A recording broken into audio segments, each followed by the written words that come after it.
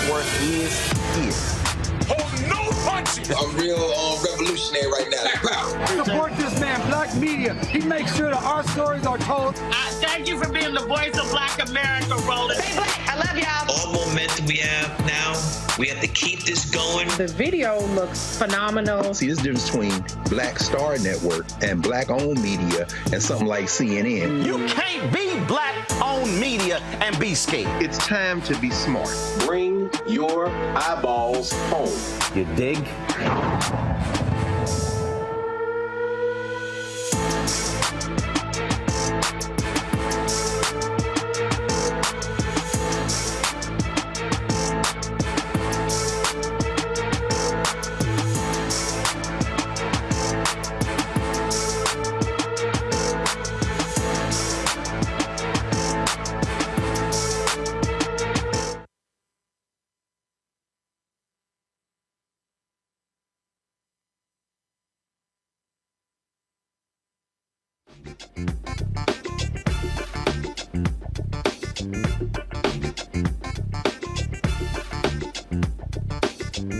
It's Tuesday, November 14, 2023. Coming up on Roland Martin Unfiltered on the Black Star Network. This birthday edition for yours truly.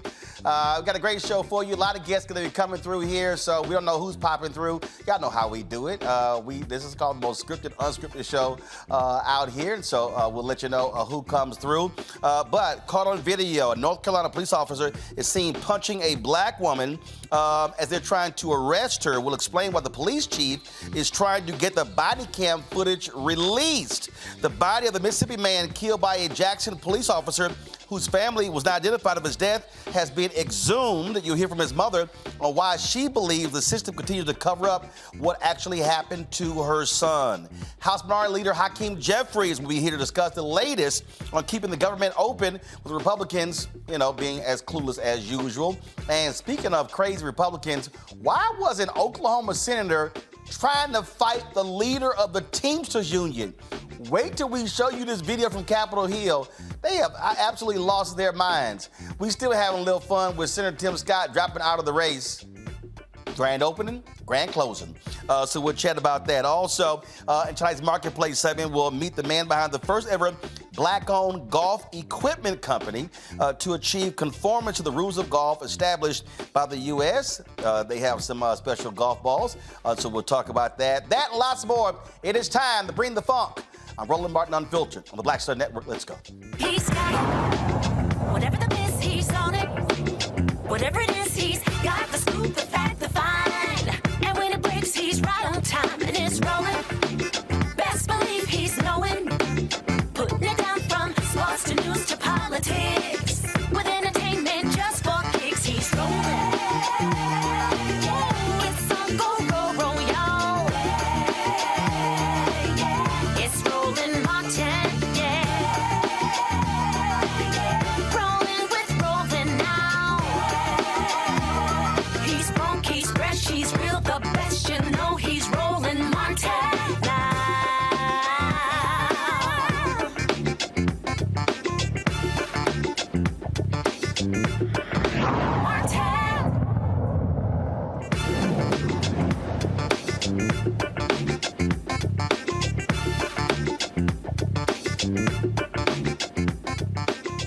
All right, I know some of y'all take off time on your birthday, but when you own it, you got to still work. So that's what we're doing here.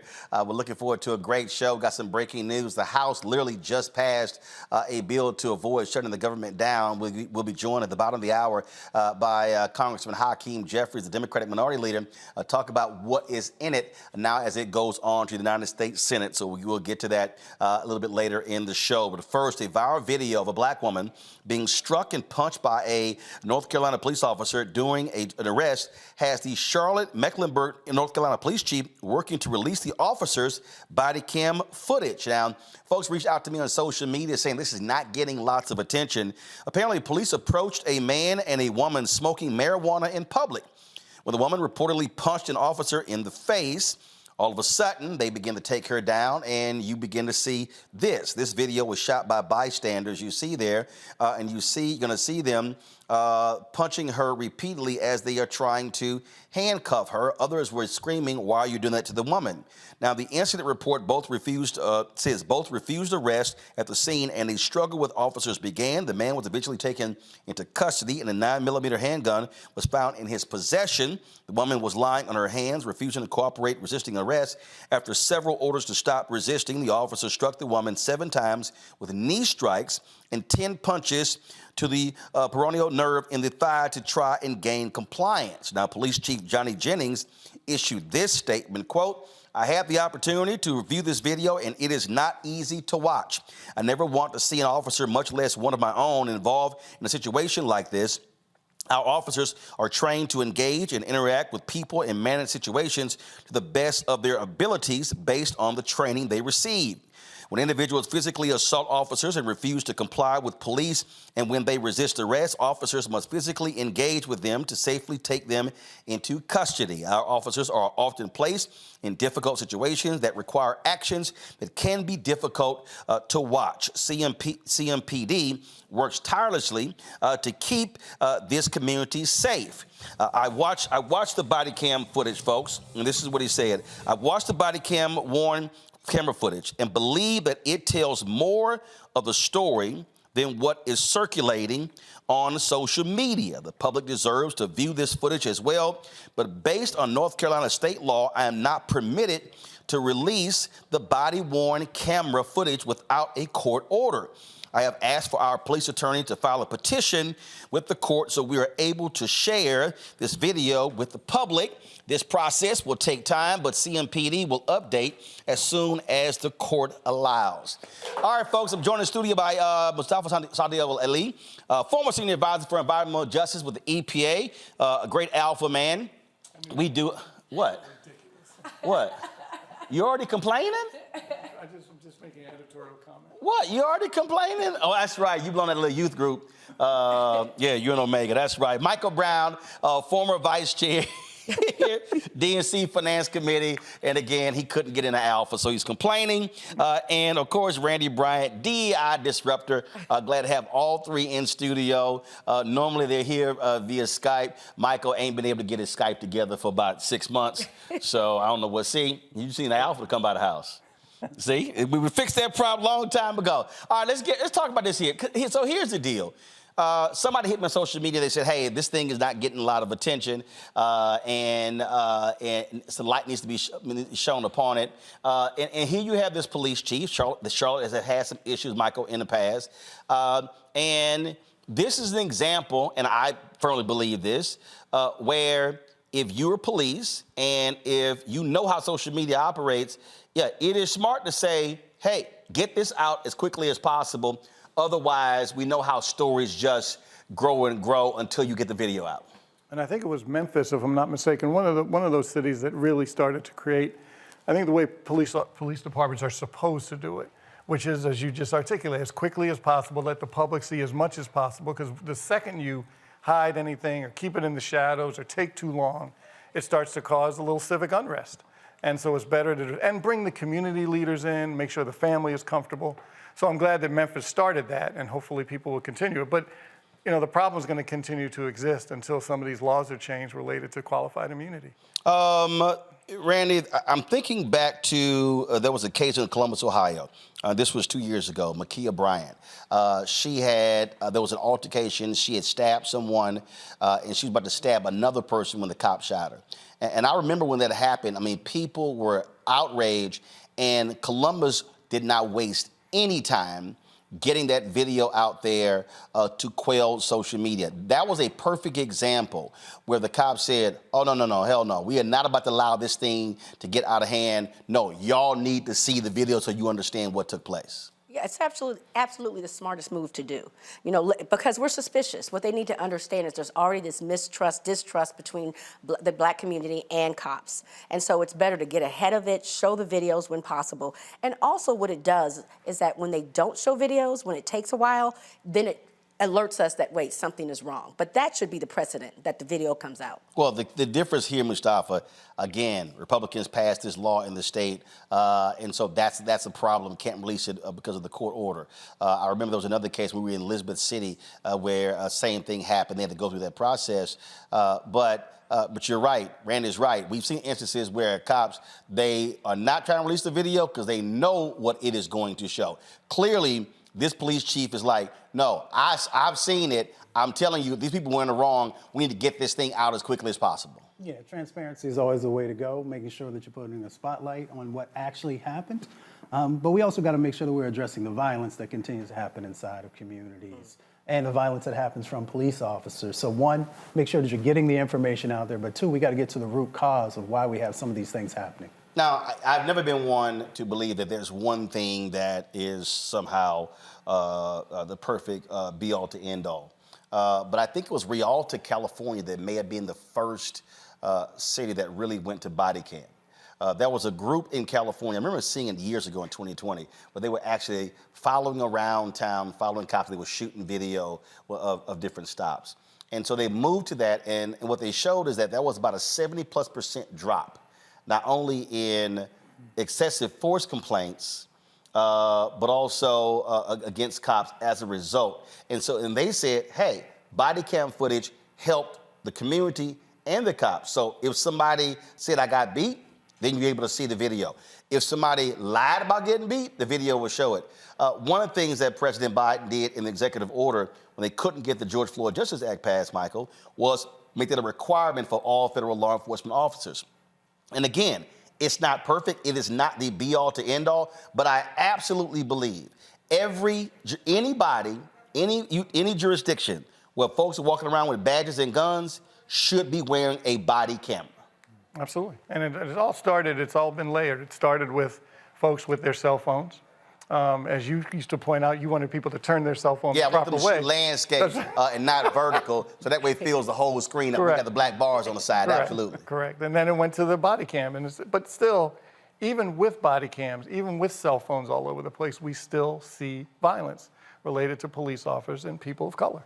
And black and brown people are still under the gun, even because we see some of the videos from the body cams when folks are doing things they're not supposed to be doing. So hopefully it's a start, but you're right, it's a helpful start. Well, one of the things, Randy, what I appreciate about the body cam, there have been several situations where cops were busted for stealing stuff and for planting drugs. And we only know that because of the dash cam video or because of the body cams. Oh, they've been caught in all sorts of ridiculous situations, which I actually appreciate. But what's interesting to me is that it shows how much their culture affects them, because they will oftentimes still conduct themselves poorly, even though they know that there's the body cam. I think they forget about it somehow and just carry on with their foolishness. Even the violence that we say, that would hold me back. If I knew I was being watched, right? That would hold me back. I think about when I was raising my kids and you're disciplining them. If I knew that the camera was watching me, you know, they used to have Maury and stuff, I think I would have held myself back. I wouldn't want them to say, boy, if you don't get your, I would have, monitored myself a bit. I don't think that would have had a damn bit. That wouldn't have affected my daddy at all. That wouldn't affect it. He probably would turn the camera. See, I'm about to whoop his ass. Watch this. See, that's what would have happened there. But I do believe, I absolutely believe, Mustafa, that every law enforcement agency has to wear a body camera. Well, James Baldwin said, if I love you, I have to make you conscious of the things you don't see. So by making sure that we have those body cams, we're putting a spotlight on what's really going on so that folks can make the best choices for themselves. They can decide if they want to get engaged and advocate for more change to happen. But if we keep it in the shadows, then we're just taking the word of others. All right. And Susan, the next level of technology is that they cannot turn them off. Right. It should not be able to, they can just hit the switch. Yeah, because in some cases, we've seen it where the video is there, but the audio is not there. It has to be turned on. And I'm a firm believer. If you're a cop and you do not turn that camera, and audio on, you're automatically fired. I don't care. To me, you wouldn't walk out of that station without your gun or your taser. Then you should not be walking out there to the public and not having that body camera on. All right, folks, hold on one second. We come back. I want to talk about this case out of Jackson, Mississippi, that is quite interesting. Black man hit by an off-duty cop. They don't tell the family that he was hit. Mom files a missing persons report, finds out months later that he was killed and was buried in a pauper's grave, where the body has been exhumed, and we'll discuss that next. Also, they passed a funding bill to keep the government open in the House. Well, what's in it? Republicans have been clueless so far. We're going to talk about it with members of Congress, including Minority Leader Hakeem Jefferies, will be joining us at the bottom of the hour. Folks, you're watching Roland Martin Unfiltered right here on the Black Star Network. Back in a moment. Happy 55th birthday, Roland. We love you, son. Yeah, your dad and I are very proud of you. You know, Grandma Betty always said double nickel. So happy double nickel birthday. This is a milestone. Can't believe that you're 55. And we decided to do a little bit something real quick, the last minute, to highlight from when you were little. You were always involved in something, you and your siblings. That's why I named you Roland, because you just keep on rolling. Yeah. When I was in labor, it was only 3.5 hours, and you were out, and that was it. So we just are very, very honored to be your parents. We're humbled to be your parents. And we just pray that the years to come where you will still continue to find favor with God, and we will always be praying for you. I'm proud of you, son. Love you. Keep on rolling. As we celebrate Roland Martin's 55th birthday, let's take a moment to show our support for him and the Black Star Network by joining the Bring the Funk fan club. Roland Martin and the Black Star Network have been working tirelessly to provide a platform for diverse voices and to bring quality journalism to the forefront. Black Star Network consistently champions issues that are important to the Black community and gives a voice to the voiceless. By contributing to the Bring the Funk fan club, you can bolster our efforts and help ensure that our community remains informed and empowered, because no other Black-owned media outlet is focused on disseminating news and dismantling misinformation like we are. Celebrate Roland Martin's 55th birthday. Support Roland Martin and the Black Star Network.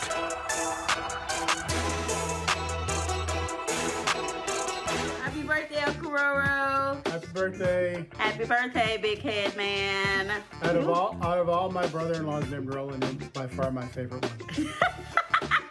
Have a very happy birthday, and we wish you many, many more. We love you very much. Love you, Uncle Roro. Bye.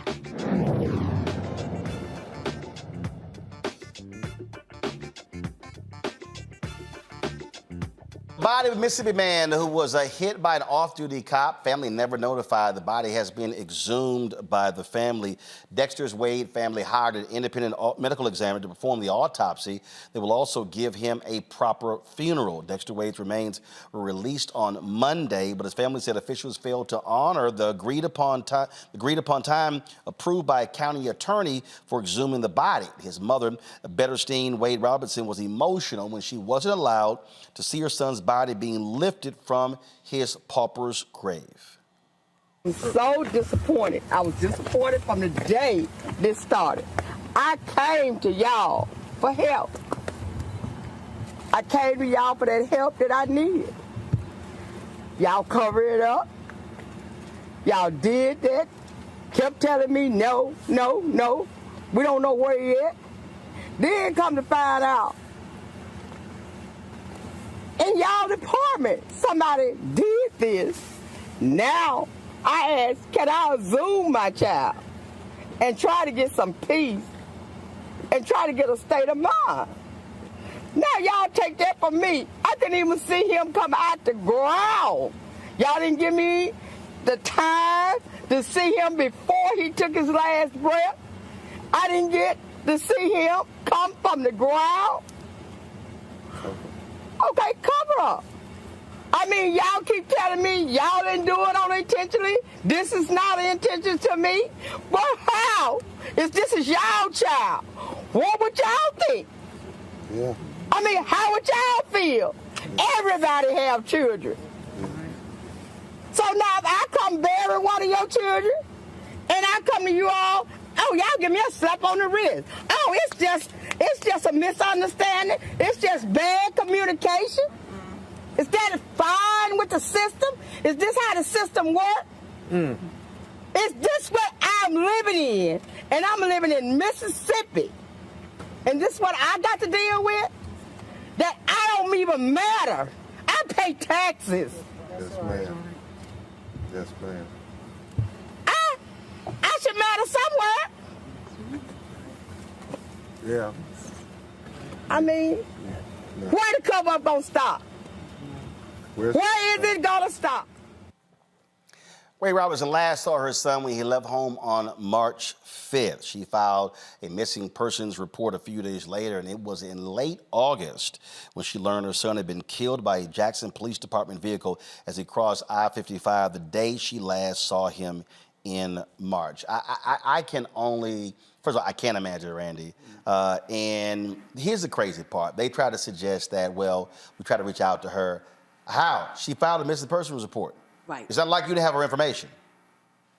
Right. She gave them all the information. They found a prescription bottle on him the day he passed away. So if they cared, I mean, if his life mattered, right, they would have done. I mean, it doesn't take long to find people. You know, like I said when we talked about this story before, my friends can find information on someone they're going on a date with in 15 minutes. Doesn't take long. So they certainly could have found his family's information, particularly because she had filed a missing report. So it shows that his life did not matter. For this family, Disgusting. Mustafa, it sends the signal that you were protecting one of your own by trying to cover this up. Exactly. You know, when we first went over this story, it was the first thing that popped into my mind. And then we continue to have these injustices that continue to pile up for this family time after time after time. A mother should never have to bury her child, which is one part. But the other part of it is that you have the opportunity to finally do the right thing. And they continue to not do that. And they continue to just reopen these wounds that this mother has again and again and again. So finally, I hope justice finally happens. But as we've seen, not just throughout the South, but in other locations, it becomes exceedingly difficult for black folks to find justice, whether in life or death. Michael. Lack of compassion. I think it's kind of simple as that. Just like when young ladies go missing, black and brown young ladies go missing. It's different when a young white woman goes missing. The attention that's given, the compassion that's shown, the GoFundMe pages are fully packed. So we have, we just still have a lot of work to do. And also, look, this is an example where this department is going to have to be likely going to have to pay up. Again, more taxpayer money. And that's the thing for me that always trips me out. When you hear these so-called fiscal conservatives, they never say anything about situations like this, and it's costing folks money. Right. And these are areas like Jackson still has a water problem, right? That's where taxpayers' money should be going, but it's going to covering up these mistakes. I mean, it's expensive to exhume a body. It's expensive what they're going to have to end up paying as a settlement, a deserved settlement. And there will be a settlement. Or there will absolutely be a settlement. So it's a shame all around. Absolutely. And Mayor Chokwe Lumumba, he came out after this first happened and sort of laid out this whole explanation. But this police department has to, first of all, somebody got to get fired. Somebody got to get fired. There's no way in the world guy comes up missing in March and mama doesn't find out until August her son has been dead for all of those months. Yeah, without a doubt. I mean, the mayor has to take some responsibility, and we know the mayor, and he does well on lots of different issues, but, the police chief and others are going to have to be called to task for this. So for those of us who spent time in Jackson, Mississippi, we know, as Randy shared, that, you're only one person away from somebody knowing somebody. So for folks to utilize that messaging doesn't make any sense. For the police to not follow through properly and to make sure that there's real transparency in what has gone on, where were the mistakes and how you are going to fix those mistakes, has to be a part of the process. And then, of course, somebody needs to go. Absolutely. All right, folks, going to go to break. We come back. We're going to talk about the House passing a bill to avert a government shutdown. Guess what? Republicans needed Democrats' help to do so. Wait till I tell you who got the more votes here, Republicans or Democrats. It goes to show you how absolutely nonsensical the right is when it comes to this. We're going to talk with Congressman Hakeem Jefferies about this, the Democratic Minority Leader, when we come back right here on Roland Martin Unfiltered on the Black Star Network. Happy birthday, Unc. 55. Man, it's a blessing. I remember ever since a kid, the WWE tournaments, it felt like just tackling and tickling. So that's a great memory that I have. But as we've grown up as young adults, I've seen you lead from the front for the family as well as for the culture. So that's been great. You've been a great executioner and great man of action. So that's been a great thing to model myself after. Thank you for all that you've done for me and my brothers and sisters in that regard. So just celebrating you today. Yeah, happy birthday, Unc. Thanks for always showing love when you're always in town, always coming down to PV and seeing what I'm on. Just keep doing what you're doing, keep grinding. We see you putting in the work, and we just trying to be like you. Happy birthday.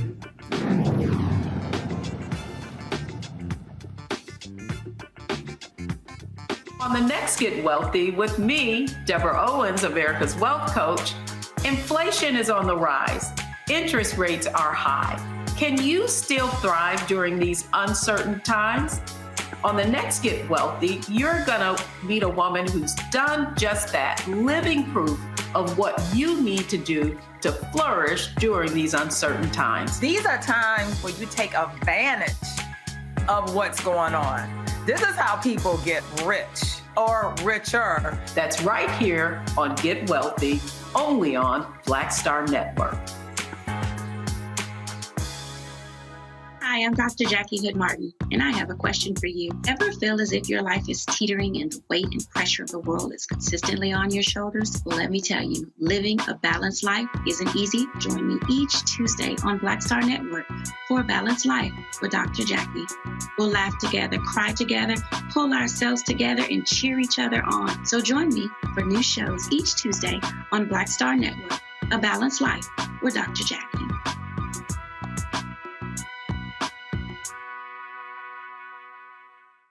Aurora's Faith. Just wanted to wish you a very, very, very happy birthday from your favorite and most beautiful and smartest niece. Yeah, love you so much. Bye.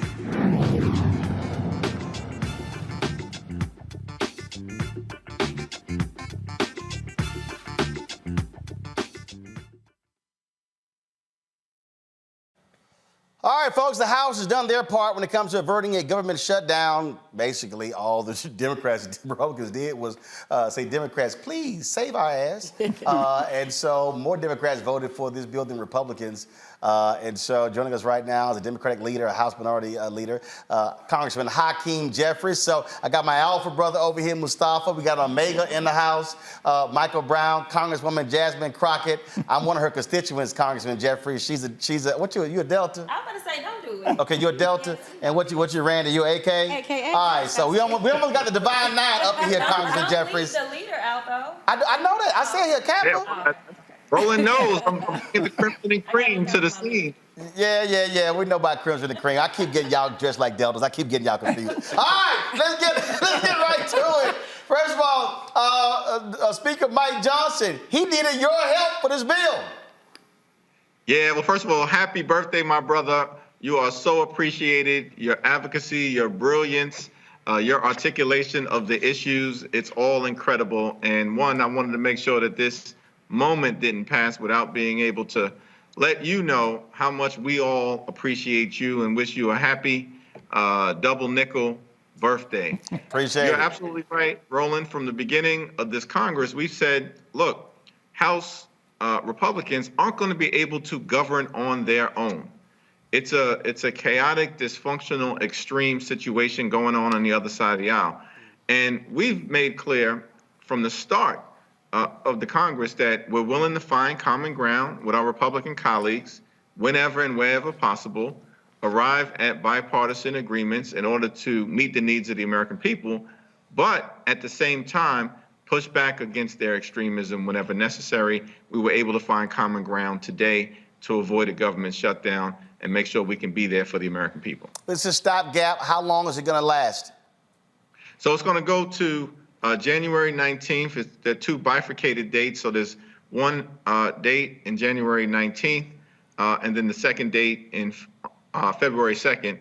But that should give us a sufficient amount of time in order to arrive at a full year spending agreement. Basically, you've got President Biden and the administration, Senate Democrats, Senate Republicans, House Democrats, who are already willing and able to do what's necessary to fund the government for the balance of the fiscal year. But the House Republicans are still out there on an island acting like we're going to allow them to break the agreement that they themselves made with respect to spending numbers in May. We're not going to let them break that agreement. We're not going to allow them to demand these extreme ransom notes. We're never going to pay it. And so it's time for them to just come to the table so we can do what's necessary for the American people. I've been making that point I was in Virginia, had about 5 town halls with folks helping House Virginia Democrats take back the House there. My frat brother Don Scott would become the Speaker of the House in Virginia. And as we were talking to folks out there, and I've been dealing with people all on social media, people have been complaining, saying what Democrats haven't done, what Biden hasn't done. I had to remind folks, if the Republicans had their way, they literally would be cutting out 80% of benefits to women and children. They will be cutting out Pell Grants. So all the folks who say they're looking for help, whether you're college students, student debt relief, things along those lines, these are the folks who absolutely they want to take a sledgehammer to all of that. That's absolutely right. In terms of funding the government at this particular point in time, we had to draw a line in the sand and say that we'll work with them on passing a continuing resolution, but there will absolutely be no cuts. They wanted to cut Social Security and Medicare and Medicaid and support for women, infants, and children and nutritional assistance, cut Pell Grants, cut support for affordable housing across the board. And we said, no, not a single cut is acceptable to us. We held the line. Jasmine Crockett, others held the line, and as a result, we were able to pass a continuing resolution at the current fiscal year spending levels with not a single cut and not a single right-wing policy rider to do things like undermine diversity, equity, and inclusion programs, which are designed just to make sure African Americans and others have a fair shot in America. You see what the polls are saying when it comes to the re-election chances of President Biden, Vice President Kamala Harris. There are a lot of people who are frustrated. They say the economy is not doing well. You see a lot of African Americans, people saying, I might sit the election out. I've been really laying out that I think one of the fundamental problems for Democrats, for me, they are not properly articulating what has been accomplished. There are things that people are crediting Donald Trump with when he was there that Democrats actually got done. People talk about the First Step Act. That doesn't happen without you and the efforts that you and other Democrats did to get it through the House and improve it in the Senate. There are no PPP loans, also stimulus checks that he put his name on without House Democrats. So what are you saying to the White House? What are you saying to his campaign? What are you saying to other Democrats? How they must message so people understand what y'all have been doing compared to these MAGA Republicans? It's a great point. And now that we're inside of a year, we really have to focus on drawing the contrast as to what we've been able to do for the American people, as you've laid out during the Trump years in terms of what were effectively Democratic initiatives that we compelled the administration to sign off on because we were in a divided government context to be able to get things done for our communities and people all across the country. And then in the last 2 years, when Democrats had complete control of the House and the Senate, led by President Biden, being able to do things like pass the American Rescue Plan, shots in arms, put money in pockets, kids back in school, reopen the economy, be there for Black businesses and entrepreneurs. And of course, more needs to be done, but continue to do the work like the Infrastructure Investment and Jobs Act, which includes clean water in every single community, no more Flint, Michigans, no more Jackson, Mississippi's, pass gun safety legislation for the first time in 30 years, make sure we're bringing domestic manufacturing jobs back home to the United States of America through the CHIPS and Science Act. And then, of course, something of particular importance to our community in the Inflation Reduction Act, driving down the high price of life-saving prescription drugs, giving Medicare the power to negotiate lower drug prices for the first time in its history, and dropping the price of insulin for millions of Americans, many people in our community, from thousands of dollars per year to $35 a month. Those are just the facts of the work that we have been doing, and those are just the highlights. And we have a vision to do more, to continue to put people over politics and to build upon those accomplishments. And Roland, we're not saying that those accomplishments need to be cited in order for us to say to our communities and our folks, reward us. But it is important that people understand what we've done for them to trust us, that we say what we mean and we mean what we say. We've done the work. We'll continue to do the work if you give us the opportunity to continue to govern. Yeah, but also if Republicans are able to get control of, keep the House, take control of the Senate, we're in the White House, a lot of those things will be repealed. Republicans have already made clear that they want to get rid of the Medicare cap of $35 for insulin for folks. That's a lot of black grandmothers and grandfathers and mothers and fathers and aunts and uncles who are now paying that $35. And so one of the things that I articulate to people, that to me, this ain't about a D or R, blue or red. It boils down to there are things that how black people have benefited in the last several years because you've had Democrats in control of the House or the Senate and also the White House. You lose those things. It's a whole bunch of stuff that is going to go away. That's exactly right. The stakes are high in terms of what's been done and what can be taken away if the extreme MAGA Republicans are able to be put back into power. And that's basically been their agenda from the beginning. Things like Social Security and Medicare are on the table, reproductive freedom on the table. We want to make sure that folks all across the country have the ability to select your representatives, your member of the Senate, to be able to effectively determine who the president of the United States is going to be moving forward. Even things like voting rights, which are basic and fundamental to our democracy, are at risk of being rolled back by the extremists if we let them get back into power. Last question for you, and that is, you're the minority leader, but we look at some legislative changes, what's happening on the state level, picking up a seat in Louisiana. It's going to put a seat in Alabama. You might see pickups in Georgia as well as in Florida. We see what Republicans are trying to do in North Carolina, but if Democrats are successful in New York State, the rally is you may be in a position where Democrats take control of the House.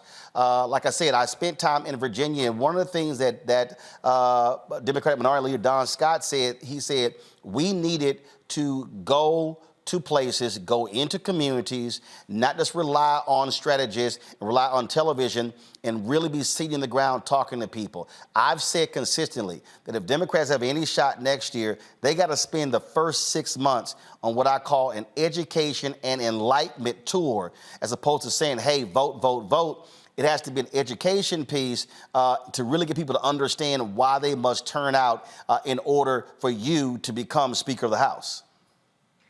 It's a very good point, Roland, and you've been at the forefront in making sure that all of us are delivering the information in a way that educates and enlightens, as you've put it so eloquently.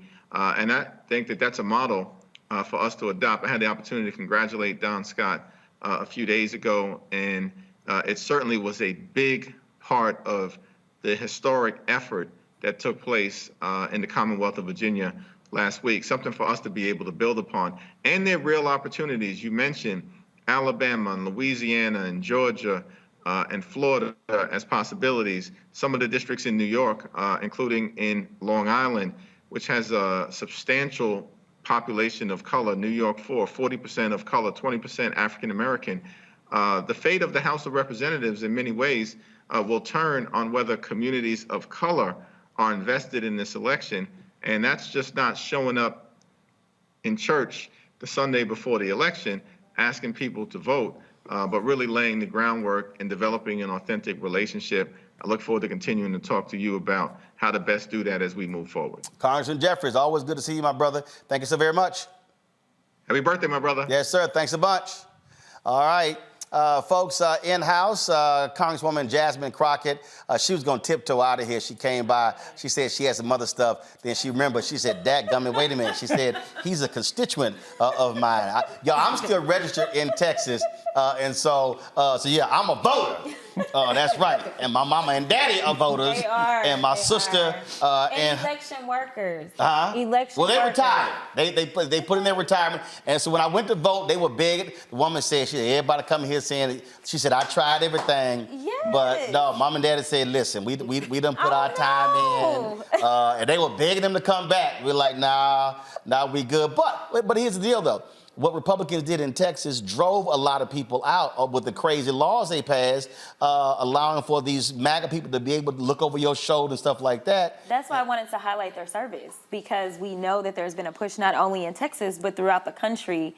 And yeah, there are staples. There are people. I know exactly where they be at, right? Like everybody, like people have a routine. And even in Texas, we have the opportunity to vote anywhere you want to, but people show up looking for certain people. So. When I went to vote last Tuesday, the woman said, everybody been coming here asking for your mom and daddy. She's like, I tell them, I tried to get them to come back. I tried. Yeah. So they like retire, but they gonna be doing something. Yeah. In fact, I guess the school district had a proposition. And my mama, she was working on it. I said, woman, you don't believe in no retirement. So she's like, she gonna be doing something.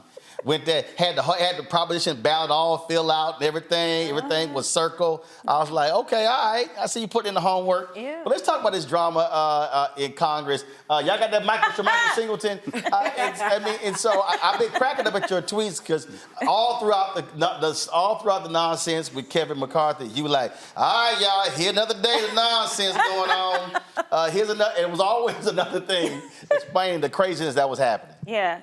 So yes. Hold on, we gonna be real black. It's like at the house. Sure, Michael, grab that chair and just pull it up. All right. Just sit right next to Mustafa. See, we created this living room style. It's like at the house. Just pull a chair up and just sit down. Go ahead, Congresswoman. No, I was just gonna say. So when we were going through the speaker drama, I started tweeting about all the behind-the-scenes drama, and it became a thing where people were looking for my tweets about what was going on. But it gave insight to people about like how reckless these people are. And so they were like, you got to keep this up. And I was like, maybe while we're not actually in session, I got the time. So now they're like, you really should keep it up. And I'm like, listen, so once we get back into votes and into committee and to, we had to do a security briefing today about things that are going on overseas. And so I was like, I'm not going to have time. But today at 1 o'clock, I was like, I'm going to make time. Right. Because it came out that McCarthy assaulted one of his homies.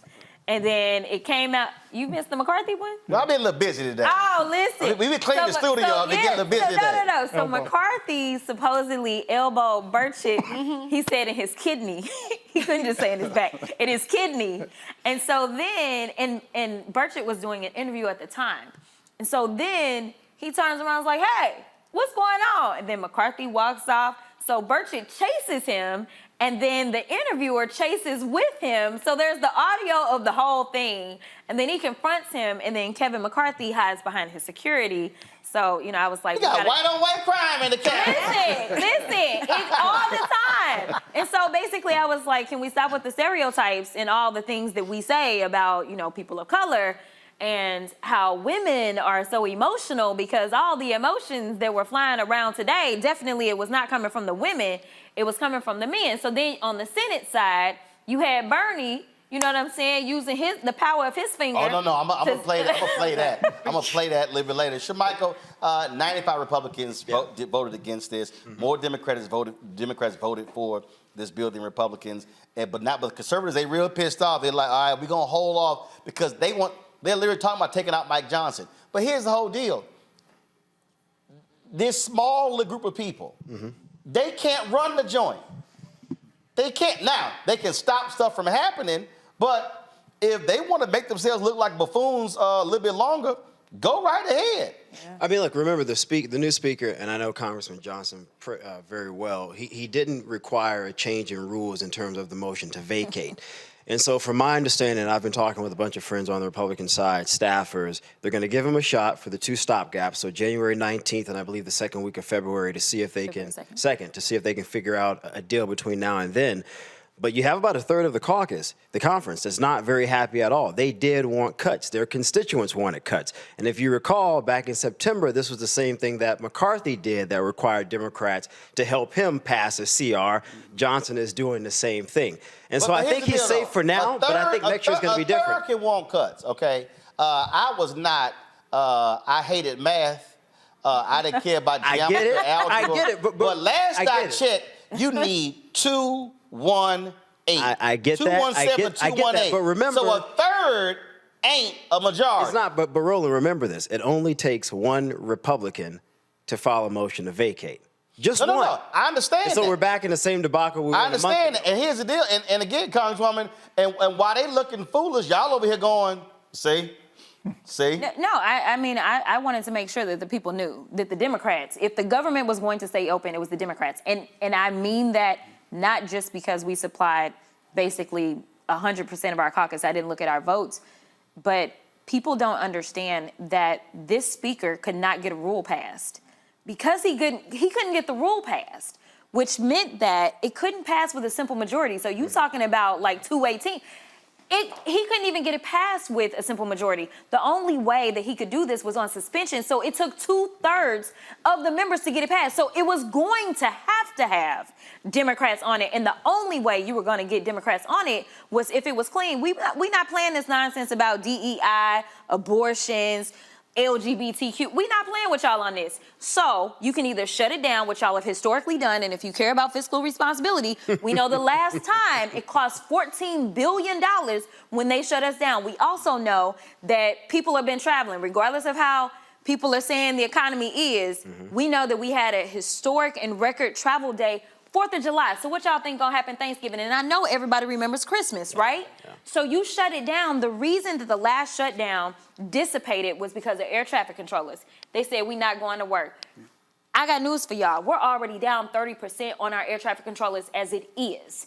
And we've got airlines saying, listen, DFW, we're about to build a new terminal. Our demand is off the chain. So somebody found some money somewhere because everybody wants to be outside. But I'm just saying, we're talking about, if you want to talk about the harm that is caused with supply chains, because they need those birds in the air. For everybody that just want to be outside, or for business folk that are needing to travel. Right. Like, people don't understand. And you talk about them talking about they want the cuts. But let's be clear. The Republicans right now have not been able to get our farm bill done. We do that once every 5 years. Yeah. That's where we deal with SNAP benefits. You know who uses more SNAP benefits than anybody? Rural America. Well, that's interesting. No, hold on. So the farm bill. You remember, Con, you said rural America. No, white people. Yeah. So the farm bill is a major. No. I'm gonna go ahead and say it because. No, I'm gonna go ahead and say it because here's the whole deal. No, we gotta go ahead and say. No, you ain't gotta say it. I'ma say it. A lot of broke white people. Okay, there's a lot of broke white people. Okay, who need them damn SNAP benefits. Can I say though, to the $1 trillion farm bill, which is a big bill. I mean, there are some economic concerns that I think Republicans and Democrats are going to have to figure out in terms of long-term spending, not just a continuation of government. So the Treasury just had their sale of Treasury notes, I think yesterday. It did not go very well at all for the first time in decades. And so for people who don't understand that, in order for us to have more debt, you have to sell notes to investors, domestic investors, foreign investors. Most of those folks aren't buying those notes because they're concerned about the fiscal health of the country. So you do got to keep it open. I agree with the Congresswoman in that regard, but you do have to address this spending long term. We have to. We don't have a choice. So you basic economics. You say it's the fiscal health that's the problem. I personally believe it's the destabilization of our government that is causing a problem. And we saw when we ran up on the debt ceiling, what ended up happening. We ended up being downgraded, correct?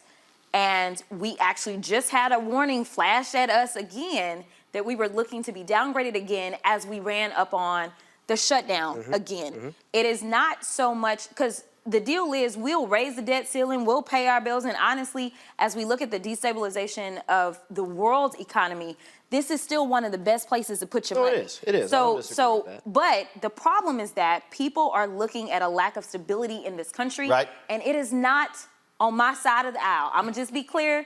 I ain't trying to be extra partisan. I'm just trying to tell you the facts. No, right now, I agree. we know who it is. Literally, y'all want like they want to act like they mad all the time, but y'all need us. But you don't want to talk to us. But Congresswoman, I agree with you in terms of the perception of political destabilization from an investor's and a business perspective, and you're absolutely right in that regard.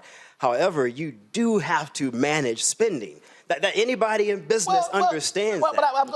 But I'm glad you brought that point up, because, Michael, here's what was totally confusing to me.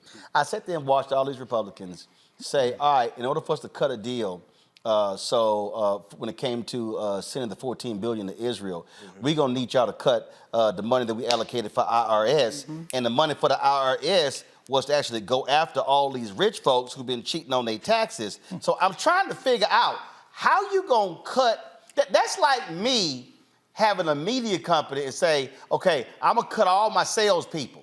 That's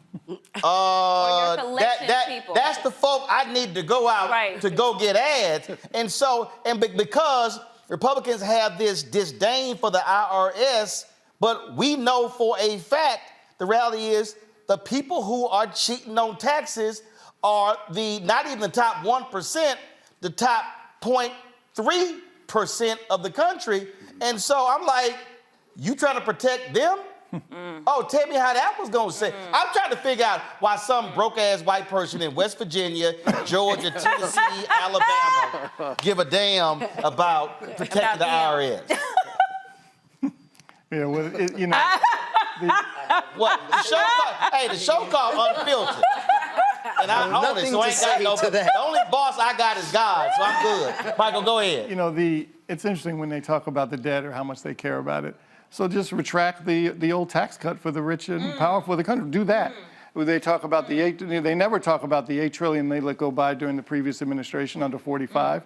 They don't, so when it's time for them to do debt, it's only when there's a Democratic president. How about worry about debt? We all need to worry about debt because we know it passes along to our children and grandchildren. But the problem also with the GOP is they have to take orders from the leader of their party. And when they take, and that's Donald Trump. And that's Donald Trump. And he has a particular agenda. Who is as unstable and as crazy as you get. But the problem is they listen and they do what he says. So as long as that continues, we're going to be in the same kind of situation. And Mustafa, look, here's the whole deal. I absolutely understand, without a doubt, you got to have a strong defense. But when Biden presents a defense budget and they go, you know what? Let's just add another 40, 50 billion to that. The defense budget is nearing 900 billion, on its way to $1 trillion. Now, when Obama was president, a study was released, and that sucker was hitting real quick, that showed there was $125 billion of waste in the Pentagon. Now, I love listening to Republicans talk about waste in the SNAP program. But I'll never, I love when waste in the SNAP program is one of the lowest in the federal government. But I am never hear them talk about waste in the Pentagon. Well, they're not going to talk about waste in the Pentagon because you got to understand that those contractors who are receiving those dollars are the same ones that are also supporting the party. And for everybody out there who are watching, understand, because when Eisenhower gave his speech on the military-industrial complex, 4-star general warning about that, what did they do? There is a defense contractor in every congressional district in the country. That's how they guarantee they keep getting their money. That's right.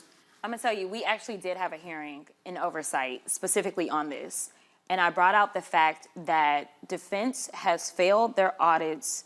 I want to say maybe the last 6 audits. It's somewhere between the last 4 and 6 audits.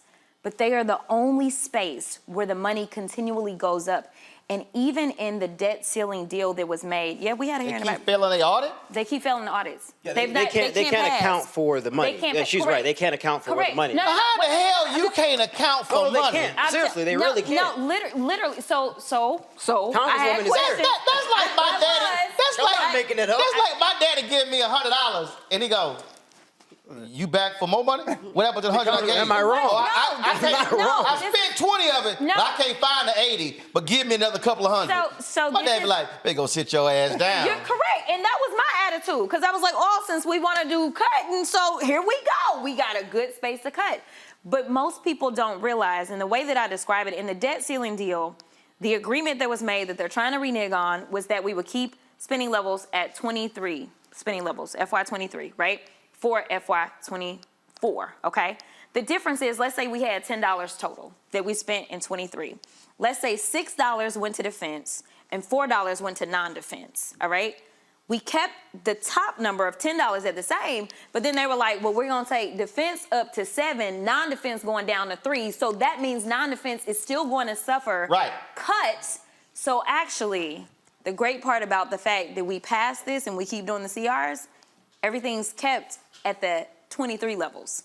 So we were supposed to be done on September 30th, but now those cuts to non-defense, we're not feeling them at the moment. So I'm like, we can keep doing these CRs because we're not discretionary and non-discretionary in terms of maintaining. So that's when levels?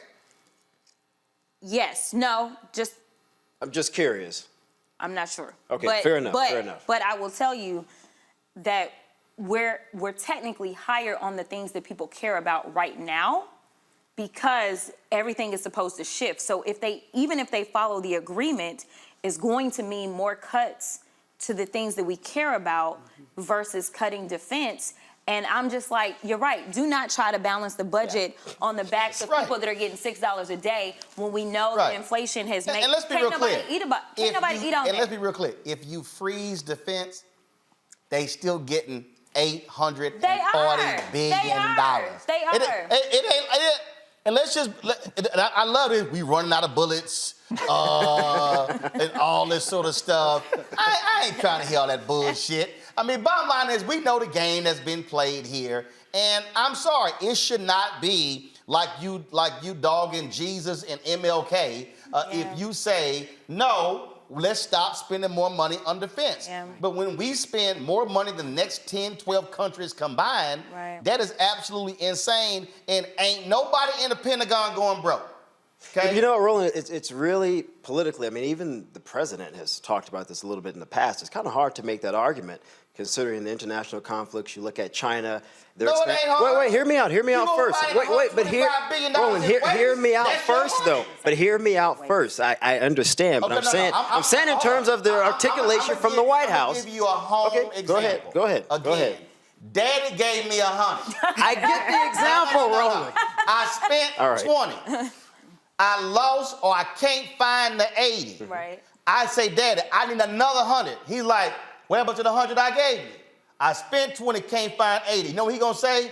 I advise your ass to go look in all them pockets and look under that bed to find the other $80 before you come back to me for more money. But I just said the Pentagon, they don't know where, the Congresswoman just acknowledged what I just said. They don't know where the money's going. If you don't know where it is, how about you, if your ass can find Osama bin Laden, you can find $125 billion. I'm with you. I asked the same question. I did. So much like much of our government, our technology is nowhere where it should be. Yeah. So they were saying that the technology that they have, I said, but y'all got enough money. Okay, y'all got enough money to get the upgrades. And hold up. For the people at home, let's also understand, there's also a secret budget. Right. Yeah, the black budget. That y'all don't even know what's in it. Yeah. That just get approved. Well, correct. But this was my deal. I said, and I was on them, because I'm like, this is ridiculous, because I'm having to fight for SNAP benefits for my constituents, and y'all over here playing games. Literally, I think one of the audits said they were spending something like $10,000 for toilets or something, and it was something that was supposed to only cost $300. We were paying $10,000, whatever it was. I don't remember if it was toilets or whatever. But long story short, I said, okay, so I understand you on the technology, and I was like, if you were to get rid of all of your technology and upgrade everything, how long would that take? Oh, I'm not sure. Okay, I need somebody to give me some answers. It would take years, but here's the deal. We already years behind, and I would rather you take the time and get on this instead of coming back, getting more money. And here's why it's gonna take years, because the defense contractor is gonna say, oh, y'all keep wanting this and this. The defense contractors put in overages in their proposal. They do, but we are also behind in terms of certain military technology compared to China. That's a fact, Roland. That's a fact. It's not my opinion. First of all, let me explain something to you. Again, go ahead. On this whole, we behind, we can't find, and all this sort of stuff like this here. Again, This is just real basic to anybody out here. No. It's real basic. Any defense contractor, you bring this shit in late, you're getting hit with a penalty. No, they put the overages in the budget. No, I understand. Well, we know they're gonna be late, so we gonna tack on by 28% to the overall number. So I know it's supposed to cost us $38 billion, but what the hell? It's really gonna cost us about $42 billion because y'all gonna be late. No, where I come from, you deliver some shit late to me, I'm getting a cut. That's Only fair. the government goes, no, we gonna give you a raise. Only in certain situations. Right. So when it comes to these contractors that are in the space that we're talking about, we give them all kinds of leeway. But if you are someone who is a different type of contractor around transportation issues or environmental issues, you are held to a different standard. And for the folks who are watching who actually get community grants, if you don't have everything in alignment, and once they do that audit on you, and if you don't meet the letter of what you were supposed to accomplish, you can go onto a list and never get another government grant or cooperation. So when you say it's hard for the president, no, it's not. President Biden should say to all defense contractors, if your ass late, we ain't paying because you late. I understand and that. every person at home gonna go, I get that point. Roland, I get that point. But again, my point is, considering the missile technology that China currently has ahead of us, probably about 5 years right now, this is really serious stuff. And we do need to balance the budget. Go find that $125 billion. We do need to balance the budget. It's not going to happen in one fiscal year. And so in terms of cutting or freezing the budget, I just don't think that's realistic. It's real simple. If you got the $125 billion, your ass can go find $125 billion. Roland, that's easier said than done. Hold up, bro. Hold up. All this, we can't find it. We talking about $125 billion. I understand. $125 billion. No. Roland, I know the amount of money we're talking about. $125 billion. I get the amount of money we're talking about. That ain't like I lost a $5 bill. No, Roland, I get that. But if you ask the Pentagon, which the Pentagon, and I saw that hearing that you guys had, they have said that they're trying to modernize to it's $125 billion. Roland, it's easy to say that, but we don't know where it's at.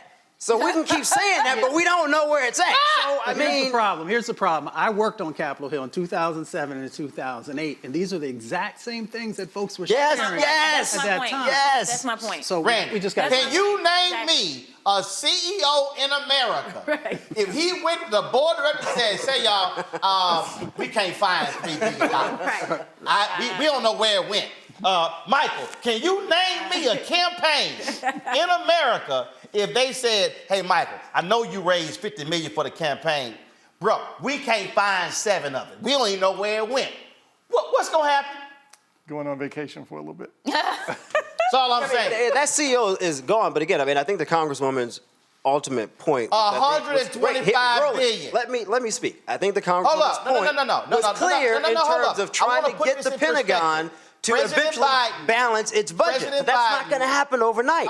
Follow me here. Okay, President Biden has forgiven $127 billion in student debt. They ass can't find $125 billion. Roland, I'm not disagreeing with That's the point. literally. I'm not disagreeing with the point. But for people who are watching this, though, I just don't want this idea that this is just as simple as, oh, tomorrow they found the money. It's not. I've worked in the government. I was a presidential appointee. It's not that freaking simple.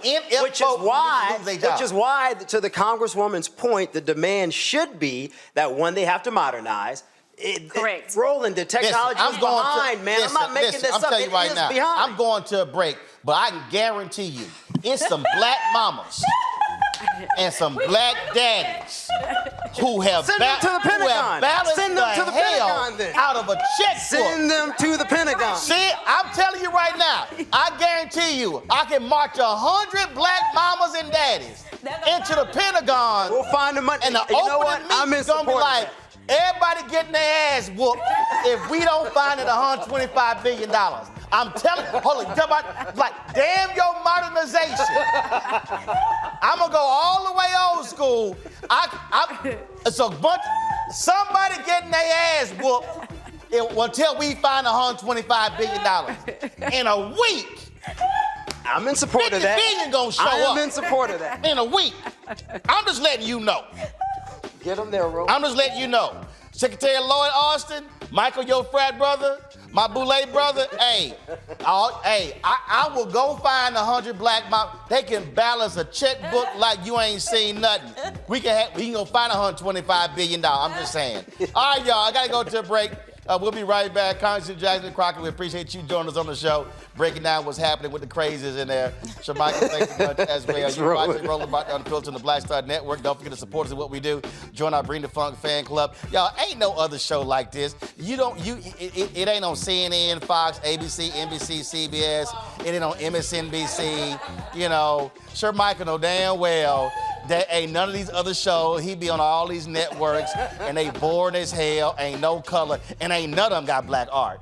None of them. So they studio don't even look like this here. It's true. So if y'all want to support us in what we do, and y'all think I'm lying, Anthony, put the camera on the other set. I told y'all we sitting here. It's the birthday. We got guests coming in. So what's your name, baby? Y'all, Cynthia back over there. Cynthia behind the bar. I don't even drink, but I pay for all that. So y'all better drink this up. So we gonna have a party here. Anthony, leave it on Cynthia. What you doing? What are you doing? Turn the camera back. You over here? Think he playing a video game. All right. Send your check and money order. P.O. Box 57196, Washington, D.C. 20037-0196. Cash App, $RM Unfiltered. PayPal, R Martin Unfiltered. Venmo is RM Unfiltered. Zelle, Roland at RolandSMartin.com. Roland at RolandMartinUnfiltered.com. Be sure to download the Black Star Network app. Of course, on all platforms, Apple phone, Android phone, Apple TV, Android TV, Roku, Amazon Fire TV, Xbox One, Samsung Smart TV. You can also watch a 24-hour streaming channel on the various platforms. Amazon News, go to Amazon Fire, check out Amazon News. Also, tell Alexa play news on the Black Star Network. You can also catch us on Plex TV, Amazon Freevee, Amazon Prime Video. We'll be right back. Hey there, we just wanted to wish you, my big brother, a very, very happy birthday. Happy birthday. November 14th. We're just sending you blessings and good wishes for another year and just praying God's best over you. Absolutely. Hoping everything goes well for you, and I know that Jack's got big plans for you, so happy to hear about that after it's all done, and just want you to know we love you and we're proud of you and look forward to connecting with you soon. Take care. We love you. Celebrate well.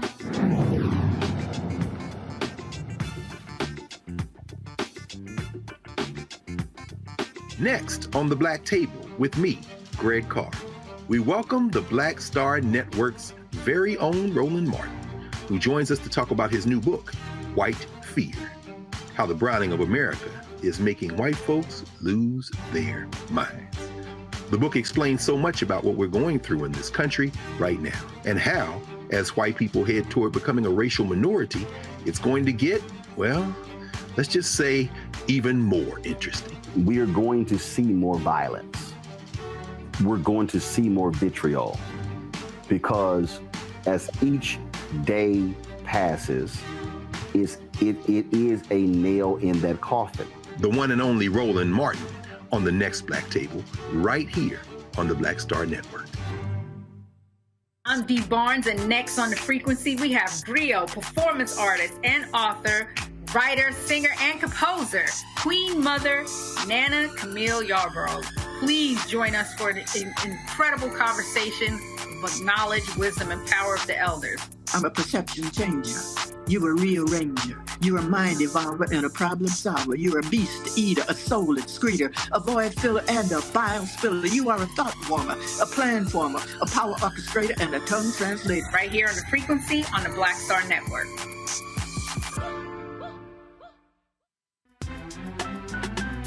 I'm Faraji Muhammad, live from LA. And this is The Culture. The Culture is a two-way conversation. You and me. We talk about the stories, politics, the good, the bad, and the downright ugly. So join our community every day at 3 p.m. Eastern and let your voice be heard. Hey, we're all in this together. So let's talk about it and see what kind of trouble we can get into. It's The Culture, weekdays at 3, only on the Black Star Network.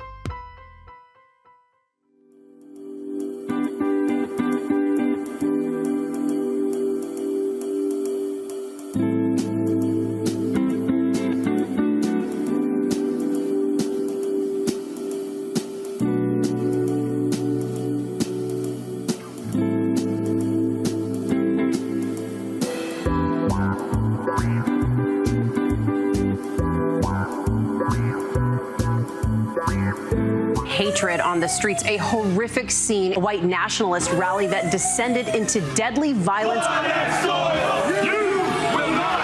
White people are losing their damn minds. An angry pro-Trump mob storms the U.S. Capitol. We're about to see the rise of what I call white minority resistance. We have seen white folks in this country who simply cannot tolerate black folks voting. I think what we're seeing is the inevitable result of violent denial. This is part of American history. Every time that people of color have made progress, whether real or symbolic, there has been what Carol Anderson at Emory University calls white rage as a backlash. This is the rise of the Proud Boys and the Boogaloo Boys. America, there's going to be more of this. Here's all the Proud Boys, guys. This country is getting increasingly racist in its behaviors and its attitudes because of the fear of white people. The fear that they're taking our jobs, they're taking our resources, they're taking our women. This is white fear.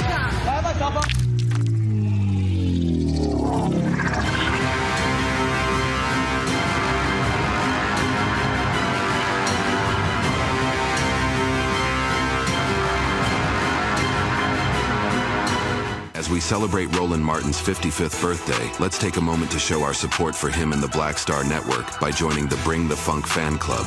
Roland Martin and the Black Star Network have been working tirelessly to provide a platform for diverse voices and to bring quality journalism to the forefront.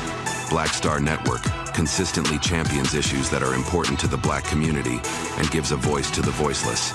By contributing to the Bring the Funk fan club, you can bolster our efforts and help ensure that our community remains informed and empowered, because no other black-owned media outlet is focused on disseminating news and dismantling misinformation like we are. Celebrate Roland Martin's 55th birthday. Support Roland Martin and the Black Star Network.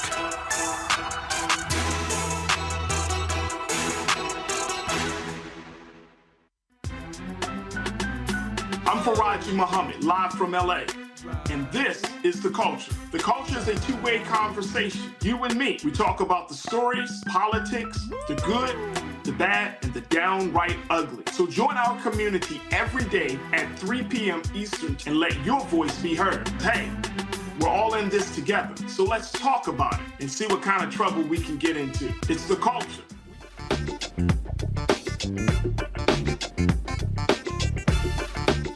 I hope you enjoy your 55th birthday and you have many more to come.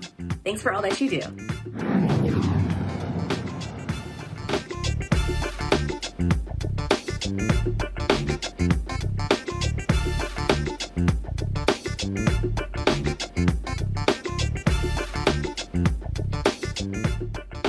All right, y'all, welcome back to Roland Martin Unfiltered on the Black Star Network. Yeah, Shamichael and Michael over there, this ain't last call.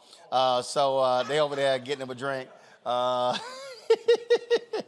It is my 55th birthday, and so we decided to have folks in the studio. And y'all understand, this was not planned.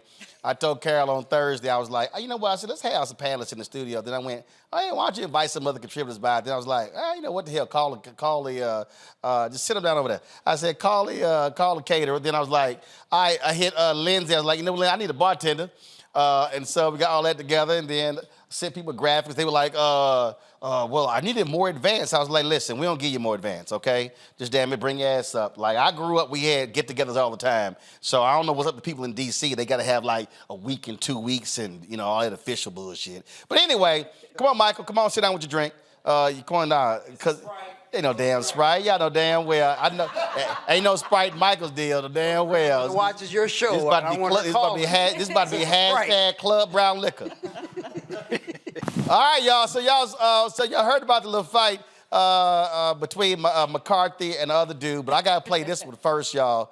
That is, somebody sent me this video. So there was a hearing today in the Senate, and you had a Republican senator from Oklahoma who was not happy with my man who leads the Teamsters, and it almost got a little physical. Roll it. Like he's self-made. Sir, I wish you was in the truck with me when I was building my plumbing company. Myself and my wife was running the office because I sure remember working pretty hard and long hours. Pretends like he's self-made. What a clown. Fraud. Always has been, always will be. Quit the tough guy act in these Senate hearings. You know where to find me. Any place, anytime, cowboy. Sir, this is a time, this is a place. If you want to run your mouth, we can be two consenting adults. We can finish it here.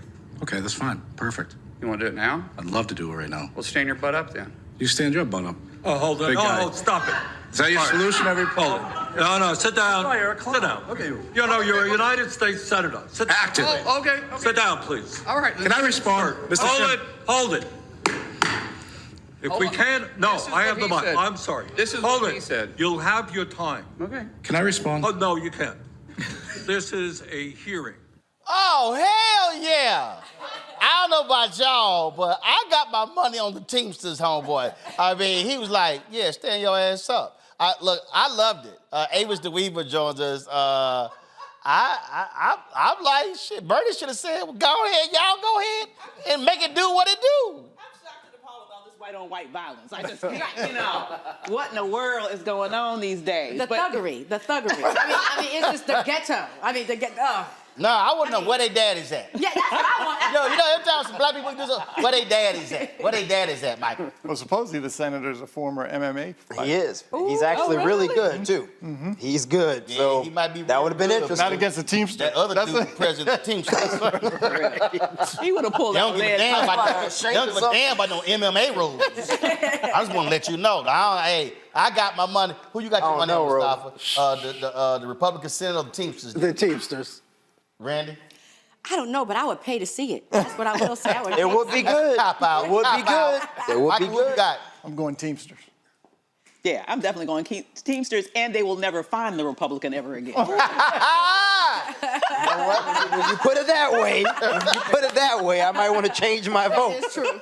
All right, you heard Congresswoman Crockett talking about Kevin McCarthy and this other Republican getting into a little fight. Y'all roll that.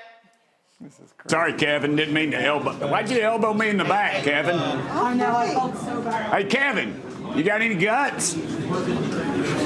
Jerk. Has he done that before? No. Huh. That's a new I'm going to talk to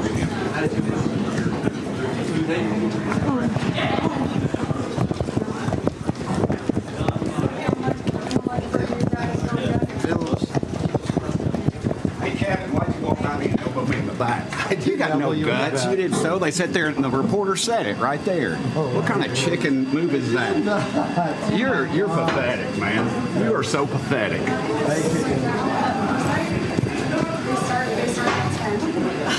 What a jerk. You need security cameras. So Kevin McCarthy then explained what happened. What had happened was... A reporter was interviewing Burchett or something. I guess her shoulders hit because Burchett runs up to me after. I didn't know what he was talking about. So the reporter's asking me. I did not run and hit the guy. I did not kidney punch him. I did not shoot anything like that. You didn't shove him? No.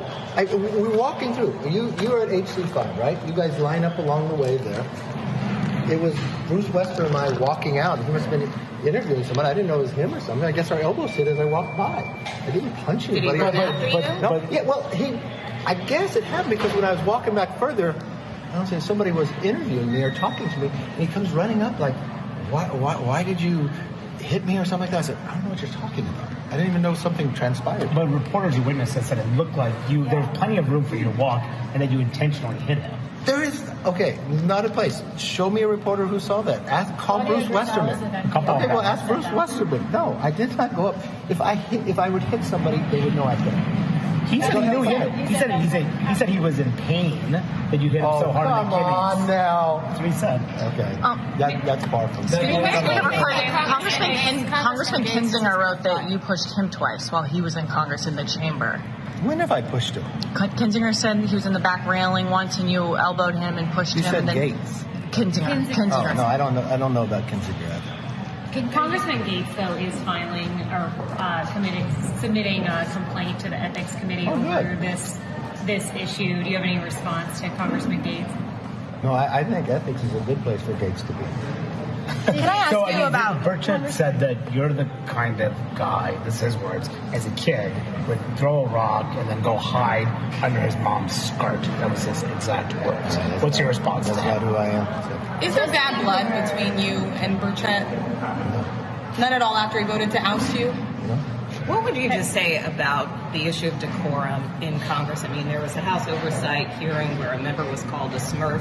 You have over in the Senate. When did that happen? Today in the oversight. Who did that? Yeah, Senator Homer Moskowitz. You have Senator Mullen, who was like about to bite a Teamster witness. I mean, why do you think things are so tense? Why do you think things are so tense I think members have been. All right, y'all. I don't drink alcohol, but I got some. What's up with all this white on white crime? What's wrong with your Republicans? Y'all can't get along. I don't know what to say about it. I mean, I think McCarthy was kind of enjoying that moment. Him and Burchett used to be friends. Burchett was a part of the 8 that voted to oust McCarthy, even though McCarthy gave him a whole lot of money to even get elected. So there's a little bit of tension there, but I enjoyed it. I thought it was kind of funny. I'm like hashtag team whip that ass about to show up. What's wrong with these white Republicans, Mustafa? They're ratchet. Yeah, they are. A little ratchetness. I mean, people love it. That's what they say, Mustafa. People like a little ratchet. They've completely changed what the House is supposed to be. Yeah, that's true. They refuse to govern. They refuse democracy. And because of that, they continue to run around and create these chaotic situations. And they create the chaotic situations because they don't want to actually have to do any work. And that's where the ratchetness comes. Well, at least we're not having gun duels like we used to about 150 years ago. That's a little bit. Well, I don't know. You got that crazy ass Bobert walking around with a damn gun. Avis, but this is also what happens when you let people like Marjorie Taylor Greene into leadership. This is the lowest common denominator, not just in Congress, but in our society. And that is a sad state of affairs, that you have people that are vapid like this, that have no moral center, that are just low-class trash, basically, up here in the House acting a fool. What's happening right now is that we're seeing the people as they really are. Just like we were told, hey, when people show you who they are, believe them. And that's what we're seeing. I mean, keep this up, Rand. There's going to be some trailer parks outside of Capitol Hill a little bit. Well, it seems as if there already is. I mean, this is just like showing the lowest level of society. I mean, it's embarrassing. I mean, I'm tickled by it. Right? But it's embarrassing. I mean, they could never, these are the people who are supposed to be leading our country, acting worse than middle schoolers right now. But I'm tickled because, I said if Hakeem Jefferies did anything slightly like this, can you imagine the 24-hour coverage? Oh, they lost their damn mind when Jamal Bowman pulled a damn fire alarm. Fire alarm. Right. And these fools, they sitting here. They're in there fighting. All right. I mean, threatening. I mean, wow. Shit, Michael, these 2 white boys gonna be on World Star Hip Hop real soon. I mean, yeah. And it's so interesting how they hold themselves, like Kevin McCarthy holds himself up as, kind of the upstanding citizen, and even before getting ousted. But now he's still extremely salty. Yeah. And he's I believe every second of what happened. I do think he elbowed, I don't know if it was in the kidney or in the side, but whatever it was. That's exactly what happened. That's what he did. I mean, I would have elbowed him. I'm not going to lie. McCarthy raised almost $100 million for some of these guys, Nancy Mace and others and I remember Nancy Mace had a fundraiser 2 years ago. I was there. And she was crying about how Trump endorsed another candidate. She was about to lose her job, begging for donations. I remember that. And McCarthy gave her go to New York yes, she did. McCarthy gave her $1 million. Video. Begging, crying. So, McCarthy's feeling kind of salty. I get it. Right there. I get it. Yeah. But McCarthy should be upset because he continues to get punked. Yeah. So he created a situation. Well, he elbowed him, so stop. I mean, hold up. He created a situation to make sure that he ended up losing his position, right? Mm-hmm. But he's taken his lessons and his cues from Donald Trump. Yeah. Because Donald Trump always says, show the video.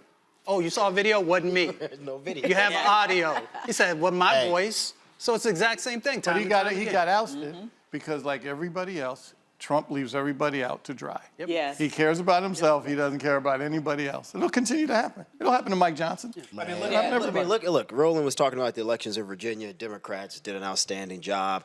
You have 18 House Republicans in districts that have now flipped. to Biden districts. You look at the odds, Cook political reports say Democrats are likely going to regain control of the House. The Senate, Republicans may regain control, maybe by a seat or two. It won't be a large victory. And though the polls early on show that Trump is doing well, I'm not necessarily convinced once the trials start and people start really engaging with this, if those polls are going to persist. And so I think if you look at this from an electoral perspective, on the Republican side, the odds just don't look really good. And so my presumption will be after a major loss, potentially next year, Trump not winning, maybe the party will finally say, you know what, it's time to go in a different direction. Maybe. I don't know. No, ain't happening. I'm going to tell you right now, all this stuff about you got MAGA and you got Republican Party, it's all the same. They played footsie with them crazy-ass Tea Party people. Then they let Trump. They despise him personally, but they all love power. And so guess what? You got to go ahead and everybody get tagged with it. I want all their asses to lose. But see, the question though, Roland, is every single one of them, and I don't give a damn. Anybody who considers voting for any MAGA Republican is out of their mind. These people are straight up crazy. And listen, and the moment I hear anybody say, I endorse Donald Trump, I'm writing your ass off. But I want to say quickly, because that man is pure as evil. I want to say quickly, though, to your point of the footsie games or whatever with that type of electorate, most of those individuals were disengaged before Trump. Most of them were not registered at all. And so the question becomes for someone like me as a strategist, do those people continue to be active in the party as voters after 2024? I'm not convinced of that. First of all, okay, there's a difference between people who were disengaged and the individuals who were fully engaged, but they saw he was a conduit to power. Okay? All them fools, the Christians of the world. Look, when I saw the New Yorker article where James Baker, in that article, James Baker said, yeah, I'm bothered by all these things, but if he's the Republican nominee, he said, I want to stay in power. So for all that bullshit about James Baker being the statesman and all that stuff, no. I fundamentally believe that if you truly care about your country, then you are willing to say, I cannot stand with somebody who is actually representing my party. But no, they are not patriotic. They don't have principles. They don't have morals. They don't have values. They don't have ethics. This is about power. That's just what it boils down to. But Roland, I guess my point is, if Trump doesn't win next year, and I don't think he'll run a third time next year. What happens? But my point is, if those voters aren't engaged, I don't give a damn where they go. The party would have to go in a different direction without those voters. Real clear. When Trump, not if, when Trump loses next year, I don't give a damn what y'all do. I'm going to be throwing the biggest ass part. Oh, this joint going to be packed. We going to be sitting here. Matter of fact, I put that CeeLo Green song on. Which one? F you. I put that one on. I don't give a damn. I don't give a damn what happens to the party. Because when you choose to align with that type of evil of a person, you get everything that comes to you. And Michael said it earlier, that man don't care about nobody. There is no bottom. I'm tired of all, and see, part of the problem right now with all these polls, and we can talk about it right now, is that mainstream media keeps playing game. And I'm telling you right now, I am utterly convinced that all these mainstream media executives, they want him back in there. I agree. They like the chaos. I mean, they remember, want was those it ratings. who said that Trump was It was good Les Moonves. He said Trump may be bad for America, but he's great for CBS. And so that's why they won't call all this stuff out. The vermin, all the crazy stuff. He's saying he's going to open concentration camps. If you Palestinian, you're getting thrown out of the country. Muslim ban coming back first day. All that crazy stuff. Oh, I'm going to lock up all migrants. He going on and on. Look, that man is a sick individual, and they are perfectly fine with him, Mustafa. They are, and they support it. And all you got to do is also look at this Project 2025. It tells you everything you need to know about what they plan to do, how they plan to do it. So when folks talk to me about Republicans and that there are still those that are compassionate and care about what's going on, then why aren't you speaking out against these types of things that literally will destroy this country? And if you're not willing to stand up and do that, then you are co-signing with the behavior and the sets of actions that people are trying to put in place. Avis, go, Michael. And you can count on one hand who those are. Yeah. Mitt Romney, Judge Lewig, Yep. Liz Cheney, and then I guess King And there were a couple Count of senators Kissinger. who are no longer there Yeah. anymore because Trump contested them. No, they punks. You talking They about? would have lost. No, Roland. They would have lost. No, they punks. You talking about Jeff Flake? Out of and the dude Arizona. out of What's the guy Arizona, in dude out of Tennessee? I can't remember his name. Was it Corker? Yeah, Corker, Bob Corker. Yeah, Bob Corker, See, that's it. See, here's why they punks, okay? Because they were afraid to run. They were afraid to run. See, my whole deal is, I say, no, run. And if you lose, you lose. But you call out that evil on the other side. Now, they didn't want to do that. So every time Cheney ran. Every time that punk, right, she ran. Yeah, she did. She knew she was going to lose, but she ran. But she ran every anyway. time that punk, Jeff Flake, would be out, people talk about it. Oh my God, Jeff Flake gave this great speech. I don't give a damn about whatever speech he gave, because he was a punk. They were afraid to tell that man to his face that he was wrong and evil, because they're afraid to lose. And the reality, Randy, all these cats, privately, they all Lindsey Graham privately trashes Trump. Absolutely. Rudy Giuliani privately was trash. They all trash him. They know he's an idiot. They know he can't read. They know even more than we know. They see his absolutely. foolery But even conduit to power. And you had Bill Barr on Fox News and CNN laying out all of the wrong stuff, and then was asked if his ass is the nominee. He said, I'd like you to still vote for him. I'm like, and you the damn problem. I'm like, that's the problem. They care about power.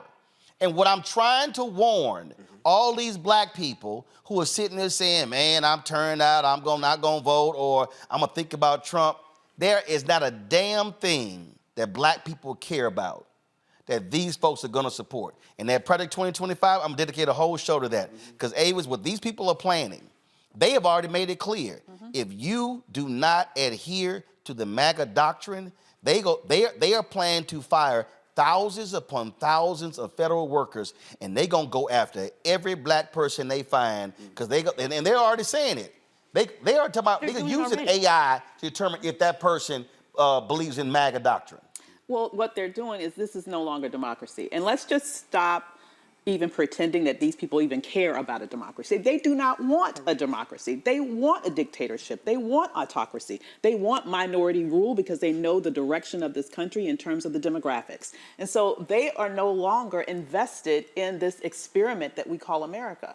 If we really, as black people, want to be able to have some semblance of power, we need to understand who is for us and who is against us.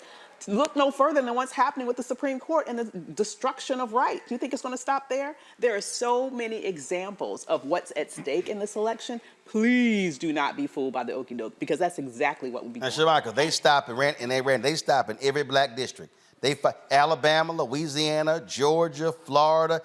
They fighting all of them. And we're talking in code right now. When we say power, we're talking about upholding white supremacy. I ain't talking in code. But I'm saying some people may just hear power. They're talking about upholding white supremacy. They don't want things to change. As you're saying, like, as the demographics are changing, as they... No. They do want things to change. They want to revert back. Oh. They are angry, which is my whole book, White Fears, about it. Their whole deal is they see what's going on. Look, they know the numbers. The reality is they know that if you stay on your present course, in 25 years, America is going to look like the America it was supposed to look like.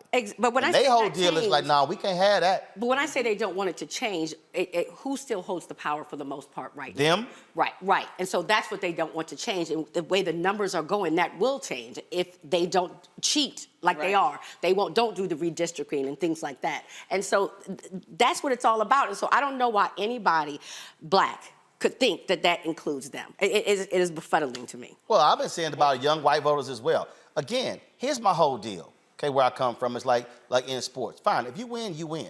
Yeah. Okay, but not if you cheat and go, I won. No, your ass didn't win. You cheated. And the bottom line is what they're trying to do when it comes to voting rights, when it comes to removing voting locations from college campuses, off the campuses, because they don't like it. I mean, look, my alma mater, Texas A&M, right wing. Okay, Brazos County removed the early voting location off of the campus of Texas A&M. We talking about a university with 70,000 damn people. Right. 70,000 damn people.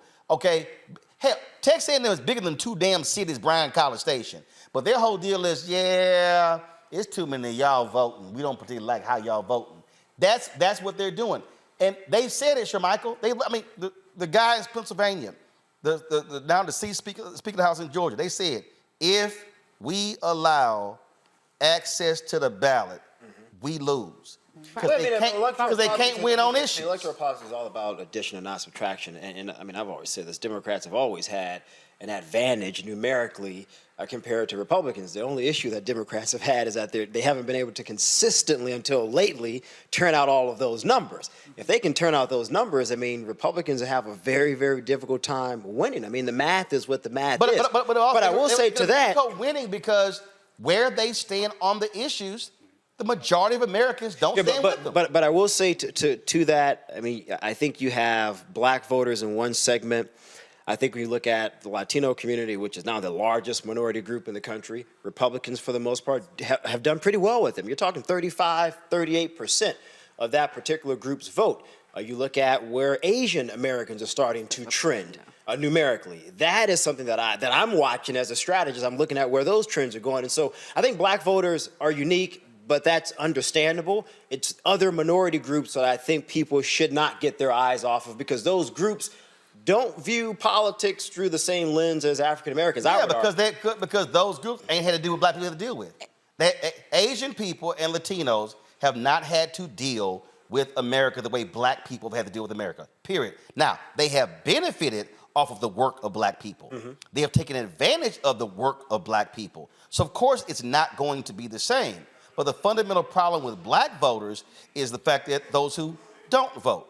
Again, when you start looking at numbers, 32, 35, 38%. We said when Don Scott was here, it was 32% 32% turnout in Petersburg, Virginia. Sister One lost by 173 votes. If black people, come on in here, Congressman Andre Carson, we talking your language. It's just like being black at home. You walk into the house, just pull a chair up. Somebody grab Congressman Carson a chair. Come on. Yeah, we live. Come on. It's a black network. It's a black network. Just stand right behind us. Stand over. That's good. But again, though, so the problem we have, you good? Stay right there. This is Mustafa. The fundamental problem we have is if Petersburg, the sister would have won if that was 33% turnout. It was 32. Right. So the problem is that we turn out our numbers, we sweep elections. We simply not turning out our numbers. That's true. To Shermichael's point about the other minorities outside of the African-American community, the GOP has done a great job on messaging.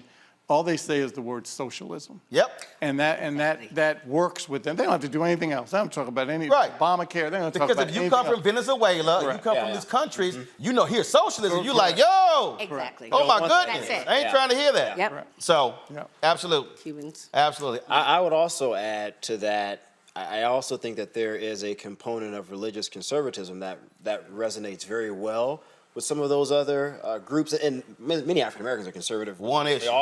One issue. Abortion. Hold on. The The reason I don't say religious conservatism, no, because it's one issue. It's abortion. Because here's the whole deal. The same Catholic Church is ardently opposed to the death penalty. It's amazing how folks skip that one. Right. But they tout the Catholic Church. But that's a big deal, though, Roland, my point for some of the other minority I understand groups. that, but I'm making a point here. I'm saying those are people who ain't pro-life. They anti-abortion because they love talking about the Catholic Church's position on abortion, but they never talk about the Catholic Church's position on the death penalty. Yep. Let's also think about this whole point of white supremacy. Let's also be real about the fact that there are components, particularly if you look at within the Latino population, for example, that the aspiration is to pass for white. Let's just be real about that. And so there is a desire to uphold white supremacy. And they see that as a way that they can sort of move over to this sort of right-leaning political stance so that they can be favored by the white majority. So when you talk about the nation becoming a majority people of color, I'll go, pump the brakes, because how many of those Latinos we identify as white Hispanic? Right. Yeah. And percent. they literally are changing the rules. I mean, Texas did that, right? They're literally changing what it takes to qualify as white, because they don't want us to be seen as the majority. Well, because 61% of Texas right now are a minority, but 61% of people who vote in Texas are white. Yeah. So, again, if you use your numbers, elections. In a growing number, I should add, I was just reading a study about this, I think from either Harvard or MIT a couple of weeks ago. A growing number of ethnically or demographically background Latinos are identifying as white Latinos. We're seeing a trend. Yeah. Right. So that's why when we talk a lot about diversity, I'm very skeptical of that word and how we categorize people. Because if you can look, the phrase "white is right." Bottom line is, they're like, man, I ain't trying to identify with them. If I can identify with the white folks, I'm good. No, that's Seriously. real. Yeah. And we got to deal with the fact that racism comes from those countries as well. Absolutely. Being in the DEI field, the only time they would count themselves as minorities is for those numbers. Yeah. So, okay, you're a minority today because we want to say we have 26%, but these are white passing Latinos at these companies and people who associate with whiteness, right? But when they want to get their numbers up, okay, but we are very diverse in this company because we have this many, right? So, they play that game very well. Yeah, okay, all right. You keep doing that here. I'm gonna start calling people out.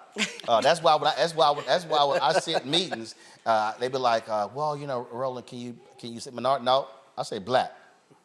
I was in one meeting. It was a school choice meeting.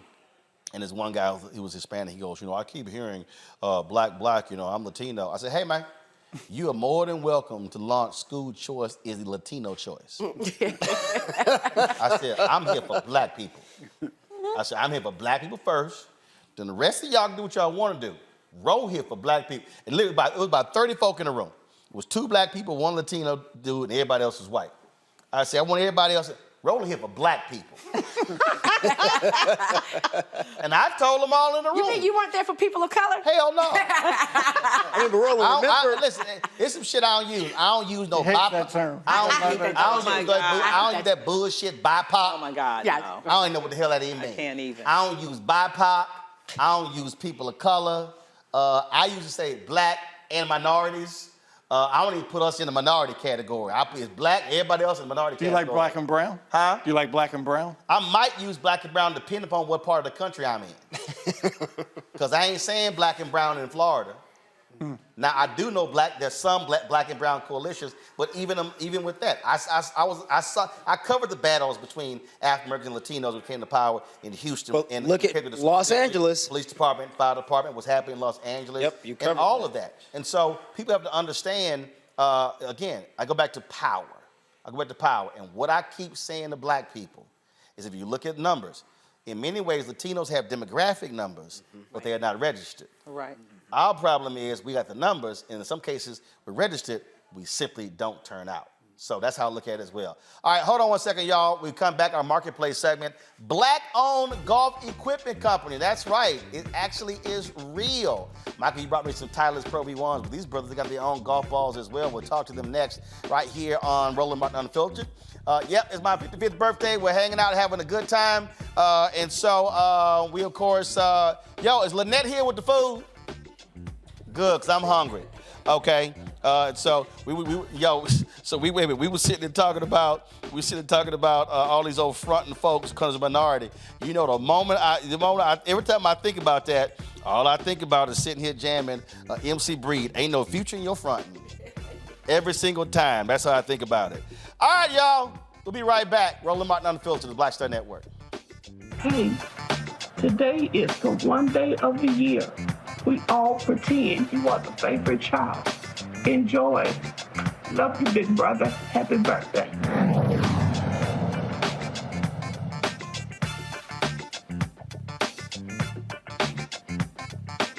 I'm Dee Barnes, and next on The Frequency, we have griot, performance artist and author, writer, singer, and composer, Queen Mother Nana Camille Yarborough. Please join us for an incredible conversation with knowledge, wisdom, and power of the elders. I'm a perception changer. You're a rearranger. You're a mind evolver and a problem solver. You're a beast eater, a soul excreter, a void filler, and a file spiller. You are a thought warmer, a plan former, a power orchestrator, and a tongue translator. Right here on The Frequency on the Black Star Network. On the next Get Wealthy with me, Deborah Owens, America's Wealth Coach, inflation is on the rise. Interest rates are high. Can you still thrive during these uncertain times? On the next Get Wealthy, you're gonna meet a woman who's done just that, living proof of what you need to do to flourish during these uncertain times. These are times where you take advantage of what's going on. This is how people get rich or richer. That's right here on Get Wealthy, only on Black Star Network. Happy birthday, Uncle Roro. I know you're gonna come for my hair, but I'm studying for finals, so I get a pass. I don't wanna hear comb your hair. I don't wanna hear about being ashy. And if you're so concerned about everybody being ashy, I'll get you some lotion for Christmas. So have a great day. Don't be rude to people. Play your music loud. Do your little Scorpio thing. But whatever. Have a good day. Rockhead Uncle.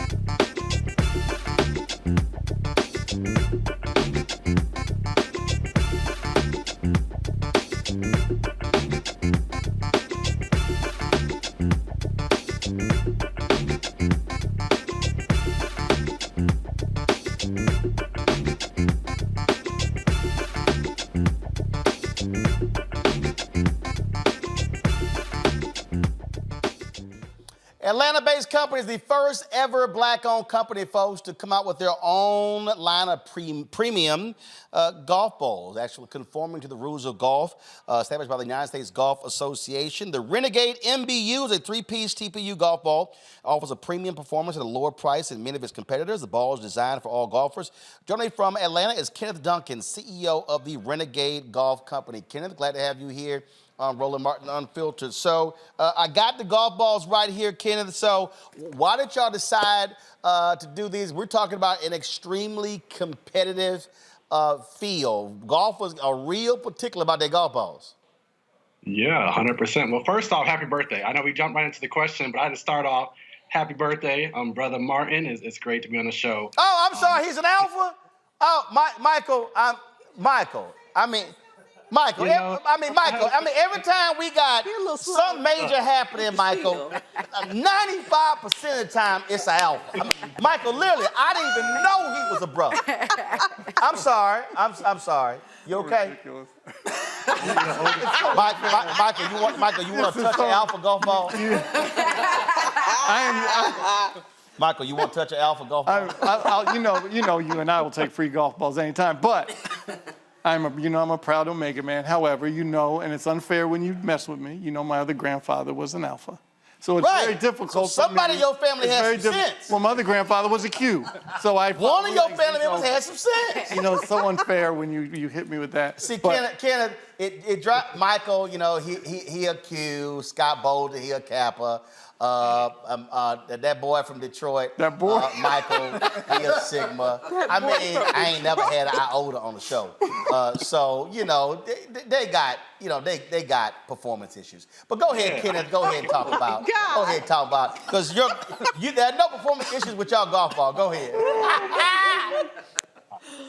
But the one issue that does exist in golf is that golf has traditionally been a very expensive game. I think when I founded the company at 26 years old, there weren't a lot of 26-year-old black men playing golf anywhere around me, none of my friends at least. So I think when looking at founding Renegade Golf, I'm looking for a company that's more affordable, that's more accessible, that brings the game of golf to a demographic that traditionally thought they weren't a part of the game. And golf ball is such a great avenue to do so because you got to have them to play. You know, you can't play around golf without balls. So if there's one thing you need, it's clubs and balls. And I think that this is an avenue that we got into, knowing there was competition, but knowing that there's a market for what we bring. So you say Renegade defied the status quo. First of all, how'd you come up with the name? So ironically, my line name is Renegade. So, Paul 13, Zeta Pi, line name Renegade, but that wasn't the case. I think when we looked at how we wanted to build the company, we wanted to be a disruptor. I think we wanted to do something different in the space.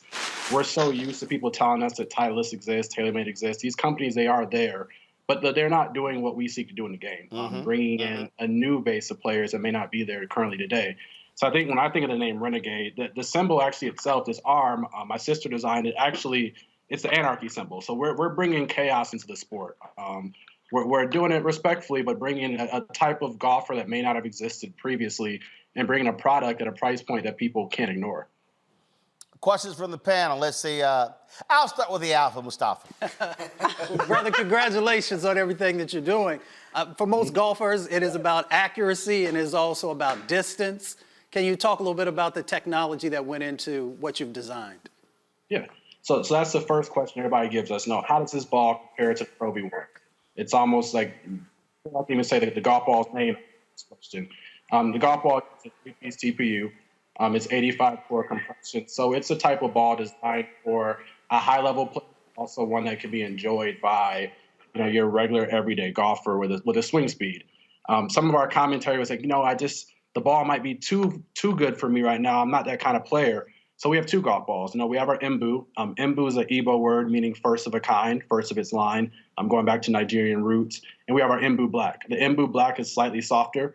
Both of them have a high cover, high premium cover to them, but they kind of give two different options depending on the type of golfer we're talking to. All right, let's see here. Shamaka, go ahead. I like golf, so I have a question for you. How have you guys been able to maintain lowering your overhead cost while including that technology that he talked about? Because golf balls are expensive. And then two, how do you plan to disrupt this highly competitive market? Yeah, so some of it, honestly comes with scale. I think that early on you may have to take a margin cut. I tell a lot of business people that ask me for advice, sometimes being a little bit lower price means you might have slightly lower margins than other companies do. But our big goal and our target wasn't to make the most money possible, it was to make the most impact possible. So we brought a golf ball. We were very firm on being in the mid $30 price point because it doesn't necessarily bump up to the other premium balls that are in the marketplace.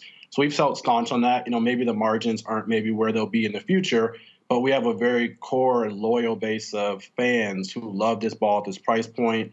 They love the ability to kind of grab it at discounts and deals that we offer. And it makes them feel that it's something that they can kind of grow into and replace their previous ball. And as far as keeping that price down, I think we always look for the best ways to optimize our supply chain. I think a lot of business is finding ways to optimize things, whether it be reducing costs with shipping, whether it be finding different distribution channels. We're looking at new manufacturers and suppliers always. That's a big part of being a CEO of a company, is just finding ways to find efficiency and effectiveness gains while still providing a premium product. Mike? First, congratulations on your great work, and I hope things go well. We do have an Omega ball, by the way. I got to throw it out there. We have an Omega. You hear that? Did you hear that? Yeah. Did you hear that? Yeah, that's for those with low swing speed and short knockers. Oh my goodness! At any rate, are you competing with do you sell your balls online, or first, where do you sell them, unless online, of course? And are you competing with Vice, and then also that Kirkland ball that Costco claims is just like a premium ball? Or that's what Tyler sued him. Exactly. Or are you trying to grow to bump up against and compete with the premium ball? To be honest with you, we compete directly with Pro V1. Because that's the question that every golfer is going to ask when they evaluate our golf ball. I think the perception from a Black-owned brand is that it can't be at that same level, that same quality. So, maybe unintentionally, we directly compete with the Pro V1. That's the question. That's the gold standard. And we stand behind our product at being a high quality. I think there's a lot to learn from what Vice has done in the golf space. Vice, Cut, and Snell. have taken a direct consumer model and grown and scaled that to something that is a viable selling channel. But we also distribute in brick and mortar as well as other e-com options. So we're available on golfballs.com. That's the world's largest golf ball retail site. Also available brick and mortar. I heard somebody was from Detroit at Carl's Golfland in Detroit. They also sell online. And we have a large number of golf courses we've expanded our distribution to. So we're not only taking the approach that we have to be an online company. I think in the next few months, we'll look to expand to over 100 courses. And in doing that, the option will be available for people to pick up our golf ball wherever they are across the country. In fact, Roland, the studios in D.C., we're at Langston Golf Course, historic golf course in D.C. We've sold out that course already because people wanted the ball locally. So we don't have to subscribe just to the D2C model, but we have learned a lot from Vice in doing so. Randy. Oh, excuse me one second, Randy, I'm sorry. Where are you based, Kev? We're based in Atlanta, Georgia. Gotcha. Well, good luck. Thank you for answering the question. I'm just so impressed with what you're doing. Congratulations. Are you working on any partnerships? I was just reading how Steph Curry is sponsoring the golf team at Howard, and they're doing very well. Have you ever considered trying to partner with him and get them to use your product? Absolutely. We're very open to sponsorships and or collaborations and different partnerships across the board. I think that a lot of times the industry gets frozen because everybody's tied to contracts. So we so frequently hear, oh, we're a Callaway school, or oh, we're a Titleist golf shop. So it can be very difficult, transparently, to start to build those partnerships. I know Steph works very closely with Callaway. Yep. So the idea of him working with our golf ball may be a conflict of interest. But we do have a lot of energy and effort behind our supporting HBCUs. Southern University has their golf program back for the first time in many years. We provide golf balls at Southern University. Based in Atlanta, we're hoping to bring a golf program to Morris Brown in the next handful of years, as well as Clark having a program soon. So we'll look to have a partnership similar to what Steph has done at Howard within the AUC. So we see some of those partnerships that exist as a blueprint and example for what we can do in our community locally in Atlanta. And I think that Steph has been one of my, the shining star for what is possible in the golf space. But we'll see if a partnership happens there. Avis. So I have to admit, I am not a golfer, but I am an entrepreneur. And I heard you at the very beginning say that you were looking to expand the market. That's one of your marketing strategies here, to get someone to buy your product as opposed to your competitors. With that said, what are your ideas? What do you plan to do to get more people swinging a golf club like me? I think that one of the easiest ways to get people into golf is bringing them to non-traditional golf settings, honestly. So if you think about the rise of Topgolf and how people have embraced that as a social atmosphere, I think that doing that within the Topgolf setting, but also, we have so many ideas we can't wait to bring to the Atlanta area. Paint and sip, sip and stroke. So instead of, sipping and painting, you're sipping and playing golf. Trap Golf is a really popular golf company. The idea of embracing trap music with the golf, kind of creating more of a networking feel to it, and also reaching directly to colleges and universities that have young professionals who are looking to kind of come out and discover golf, whether they're lawyers, doctors, et cetera. So there's a lot of ways to expand the base of the people in the sport. As an entrepreneur, it's not cheap to build a new market. So I think we have to be very patient and very diligent to do so. And maybe we've relied on current golfers today, but we welcome people like yourself. We want to see, how do we bring people who maybe have an interest in the game but have never played into the space to play it. All right, then. Well, listen, Fred, congratulations. I'm always playing. I didn't play today, but trust me, I'll be out tomorrow. And so I'll test them out. I'll see how they spin and see how they work on the greens. Unlike these other little youth group dudes, I know how to play.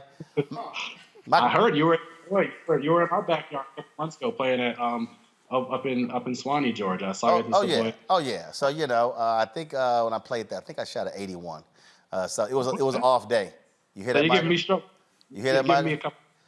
Oh yeah. Oh, now I go out there and play. I give Michael a stroke. I was about to say I got to give you a couple of your. No, I give you a stroke. I ain't giving you strokes. So where can folks get Renegade Golf Ball? You can get Renegade Golf Ball online at renegade.golf. That's our direct website. Also, golfballs.com, the world's largest golf ball retailer in Carl's Golfland as well. And check out your local golf course. If they're not there now, reach out to them and tell them you want them to be there. That's the best way for us to get them directly to you closely.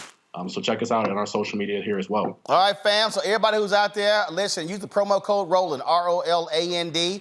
I want y'all to buy a lot of these. They'll get back to us. Want to know how many did we move in a week. So if you want to buy the Renegade golf balls, black-owned company, do so. Trust me, y'all out there, you're buying Titleist, you're buying Vice, you're buying Kirkland, you're buying Top Flight, you're buying all of the different balls. Now you have an opportunity to support a black-owned company, the Renegade golf balls. And so definitely go to the site. Again, use the promo code Roland, ROLAND. Brad, thanks a lot. Thank you. Happy birthday. Appreciate it, Frat. Thanks a bunch. What? Michael, what? We're doing a TV show. Michael, what do you do? What do you do? Michael, what do you do? TV What do you show. do? We're trying to talk about current events and politics. What do you do? Entrepreneurship. I'm sorry, what? Kenneth, go ahead and do it again. Go ahead and do it again. Go ahead and throw it up again. Go ahead. I mean, I know he'll. Yeah, go ahead. Go ahead. And is that an alpha cup you got too? No, this hat is a great alpha hat. If you want to get one, Burning Sands is a great company. Alpha-owned company as well. Yeah. Burning-sands.com. Right. Yep. Yeah. You okay, Michael? Okay. All right. Again, thanks a lot. All right, y'all, that's it for us. I know, we always do this here. So Michael, he'll get over it. He'll get over it. I mean, you know, he ain't had the grades. I'm sorry. I'm sorry. I'm sorry.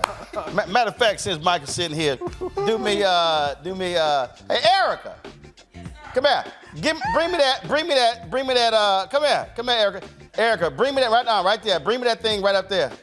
Bring that, yeah, grab that for me. Oh, Lord. Grab that for me, since you talking all this damn trash, Michael. So, you know, when I spoke, Michael, Michael, in Birmingham, they said they want to present me with something. And so they did, and so they bring like an award show. Absolutely. Neonta, just a hand right over there. So Neonta, I want him to touch it so he can feel it. No. So go ahead.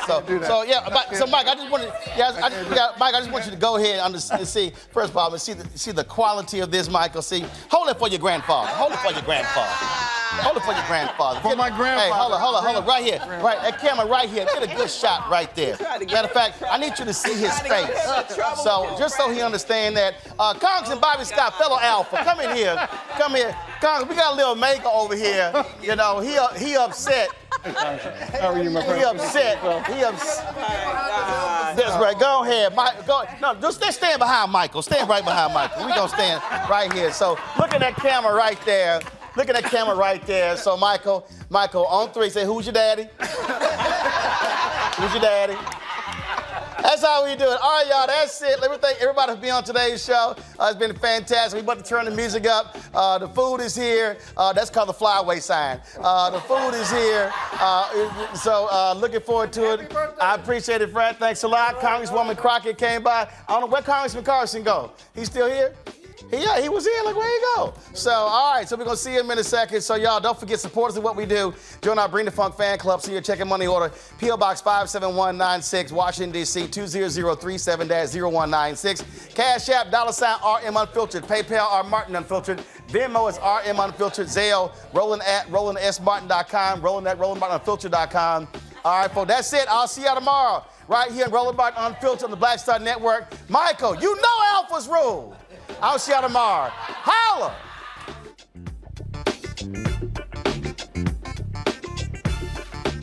Hey there. We just wanted to wish you, my big brother, a very, very happy birthday. Happy birthday. November 14th. We're just sending you blessings and good wishes for another year and just praying God's best over you. Absolutely. Hoping everything goes well for you, and I know that Jack's got big plans for you, so happy to hear about that after it's all done, and just want you to know we love you, and we're proud of you, and look forward to connecting with you soon. Take care. We love you. Celebrate well. Happy birthday, Uncle Roro. We love you. Have a good day, BK. Happy birthday, Roland. I hope you're having a great day. You deserve it all. Shout out to the ultimate alpha man. Thank you for everything that you do day in and day out for the Black community. We love you. We appreciate you. You are a legend, and I hope you enjoy your day. Sending you all the love and light. Happy 55th birthday, BAMX. And for those who don't know what that stands for, that's Black American Express card, because wherever he goes, he just gets a pass and takes us in with him. Anyway, I hope that you have the best birthday ever and that your next 55 years are even more successful and more prosperous and more blessed than your first 55 years. Happy birthday, BAMX. Roland, happy birthday, bruh. You know, congratulations on another year of hard work. Hopefully you're enjoying your birthday. I want to thank you for all the work you do on behalf of the Black community. Your support has a tremendous impact on everything that happens, particularly paying attention to injustice in this country. I also want to personally thank you for all your support along my journey in terms of learning more about how, television and all the other details that come along with it. But lastly, congratulations on epitomizing what it means to be an alpha man. Manly scholarship and love for all mankind. Once again, congratulations. I wish you all the best. 06. Happy birthday, Roland. I hope you have a great birthday and a wonderful year. Thank you for allowing me to have the opportunity to come on your show. It's been really a pleasure to talk with you and others about the importance of elevating Black voices and making sure Black people stay involved in the political process. So thank you again. Thank you for being a champion for us, and I hope you have a great birthday. 55. What a great feat to reach. If you want to start looking young, incorporate mayonnaise in your diet and do your squats. No, really, all jokes aside, I wish you many, many more years of keeping it real, great laughs, and doing the hard work for our community. From your favorite millennial, happy birthday, Roland. Uncle Roro, it's your big day, big 5-5. And man, I just wish I could be there in person to really celebrate you, but I have to send this personal video to just say happy birthday and, just thanking God for your life and just praying that you just continue to walk in purpose and continue just doing and being who you are. I just thank you consistently for taking a chance with me and, allowing me to be a part of what you are building at Black Star Network and with RMU. Just something that is special and very much needed for just this society, this world overall, specifically for our people, and the fight that you continue to press on and push forward. So thank you for being you. Thank you for taking chances and pouring into the communities that mean so much to you and being on the ground. There's so many people that talk about the work, but you really, truly do the work and you love it, every aspect of it. So we honor you, we celebrate you, we love you, and we just pray that you just continue to move forward in abundance, and just knowing that the work that you're doing is greater than yourself, and you are called to do this. So happy birthday, big 5-5. Shout out to you, Uncle Roro. Hey, brother, what's up, Roland? Just wanted to wish you a happy birthday, and you're enjoying your special day. Peace. It's your man, Joe Richardson from the West Side, where our funk is the best, coming from the West. Wishing happy birthday to Roland. Have a good one. You're going to eat sugar on your grits anyway, so I was getting ready to say you can, but I know that you already do. But in any event, we'll be thinking of you. Sorry we can't be in D.C. Stay strong. Peace out. Roland Martin, I really wanted to do a skit of you and that iPad, that lethal iPad, because, honey, when you bring it out, you about to read somebody down to the gates of Hades, and I'm just over here clutching my pearls like, I hope they have their facts straight. But anyhow, I did not have time to do that. I wanted to make sure I stopped by to first and foremost say thank you. Thank you, Roland. Thank you for being our generation's witness for our community. You show up, you pull up, you report on facts, you have history, and you hold people to that standard whenever they are on RMU. And I am just so grateful to you for that. Thank you for platforming me, my ideas, my expertise, and all the other women that you also platform. You are such a foundational piece to our community, and I'm just happy to know you and to be part of this family. And I know this is a birthday message, so let me get to that. Happy birthday, Roland. I know it is not your fault that you could not be born a Sagittarius. You almost made it, though.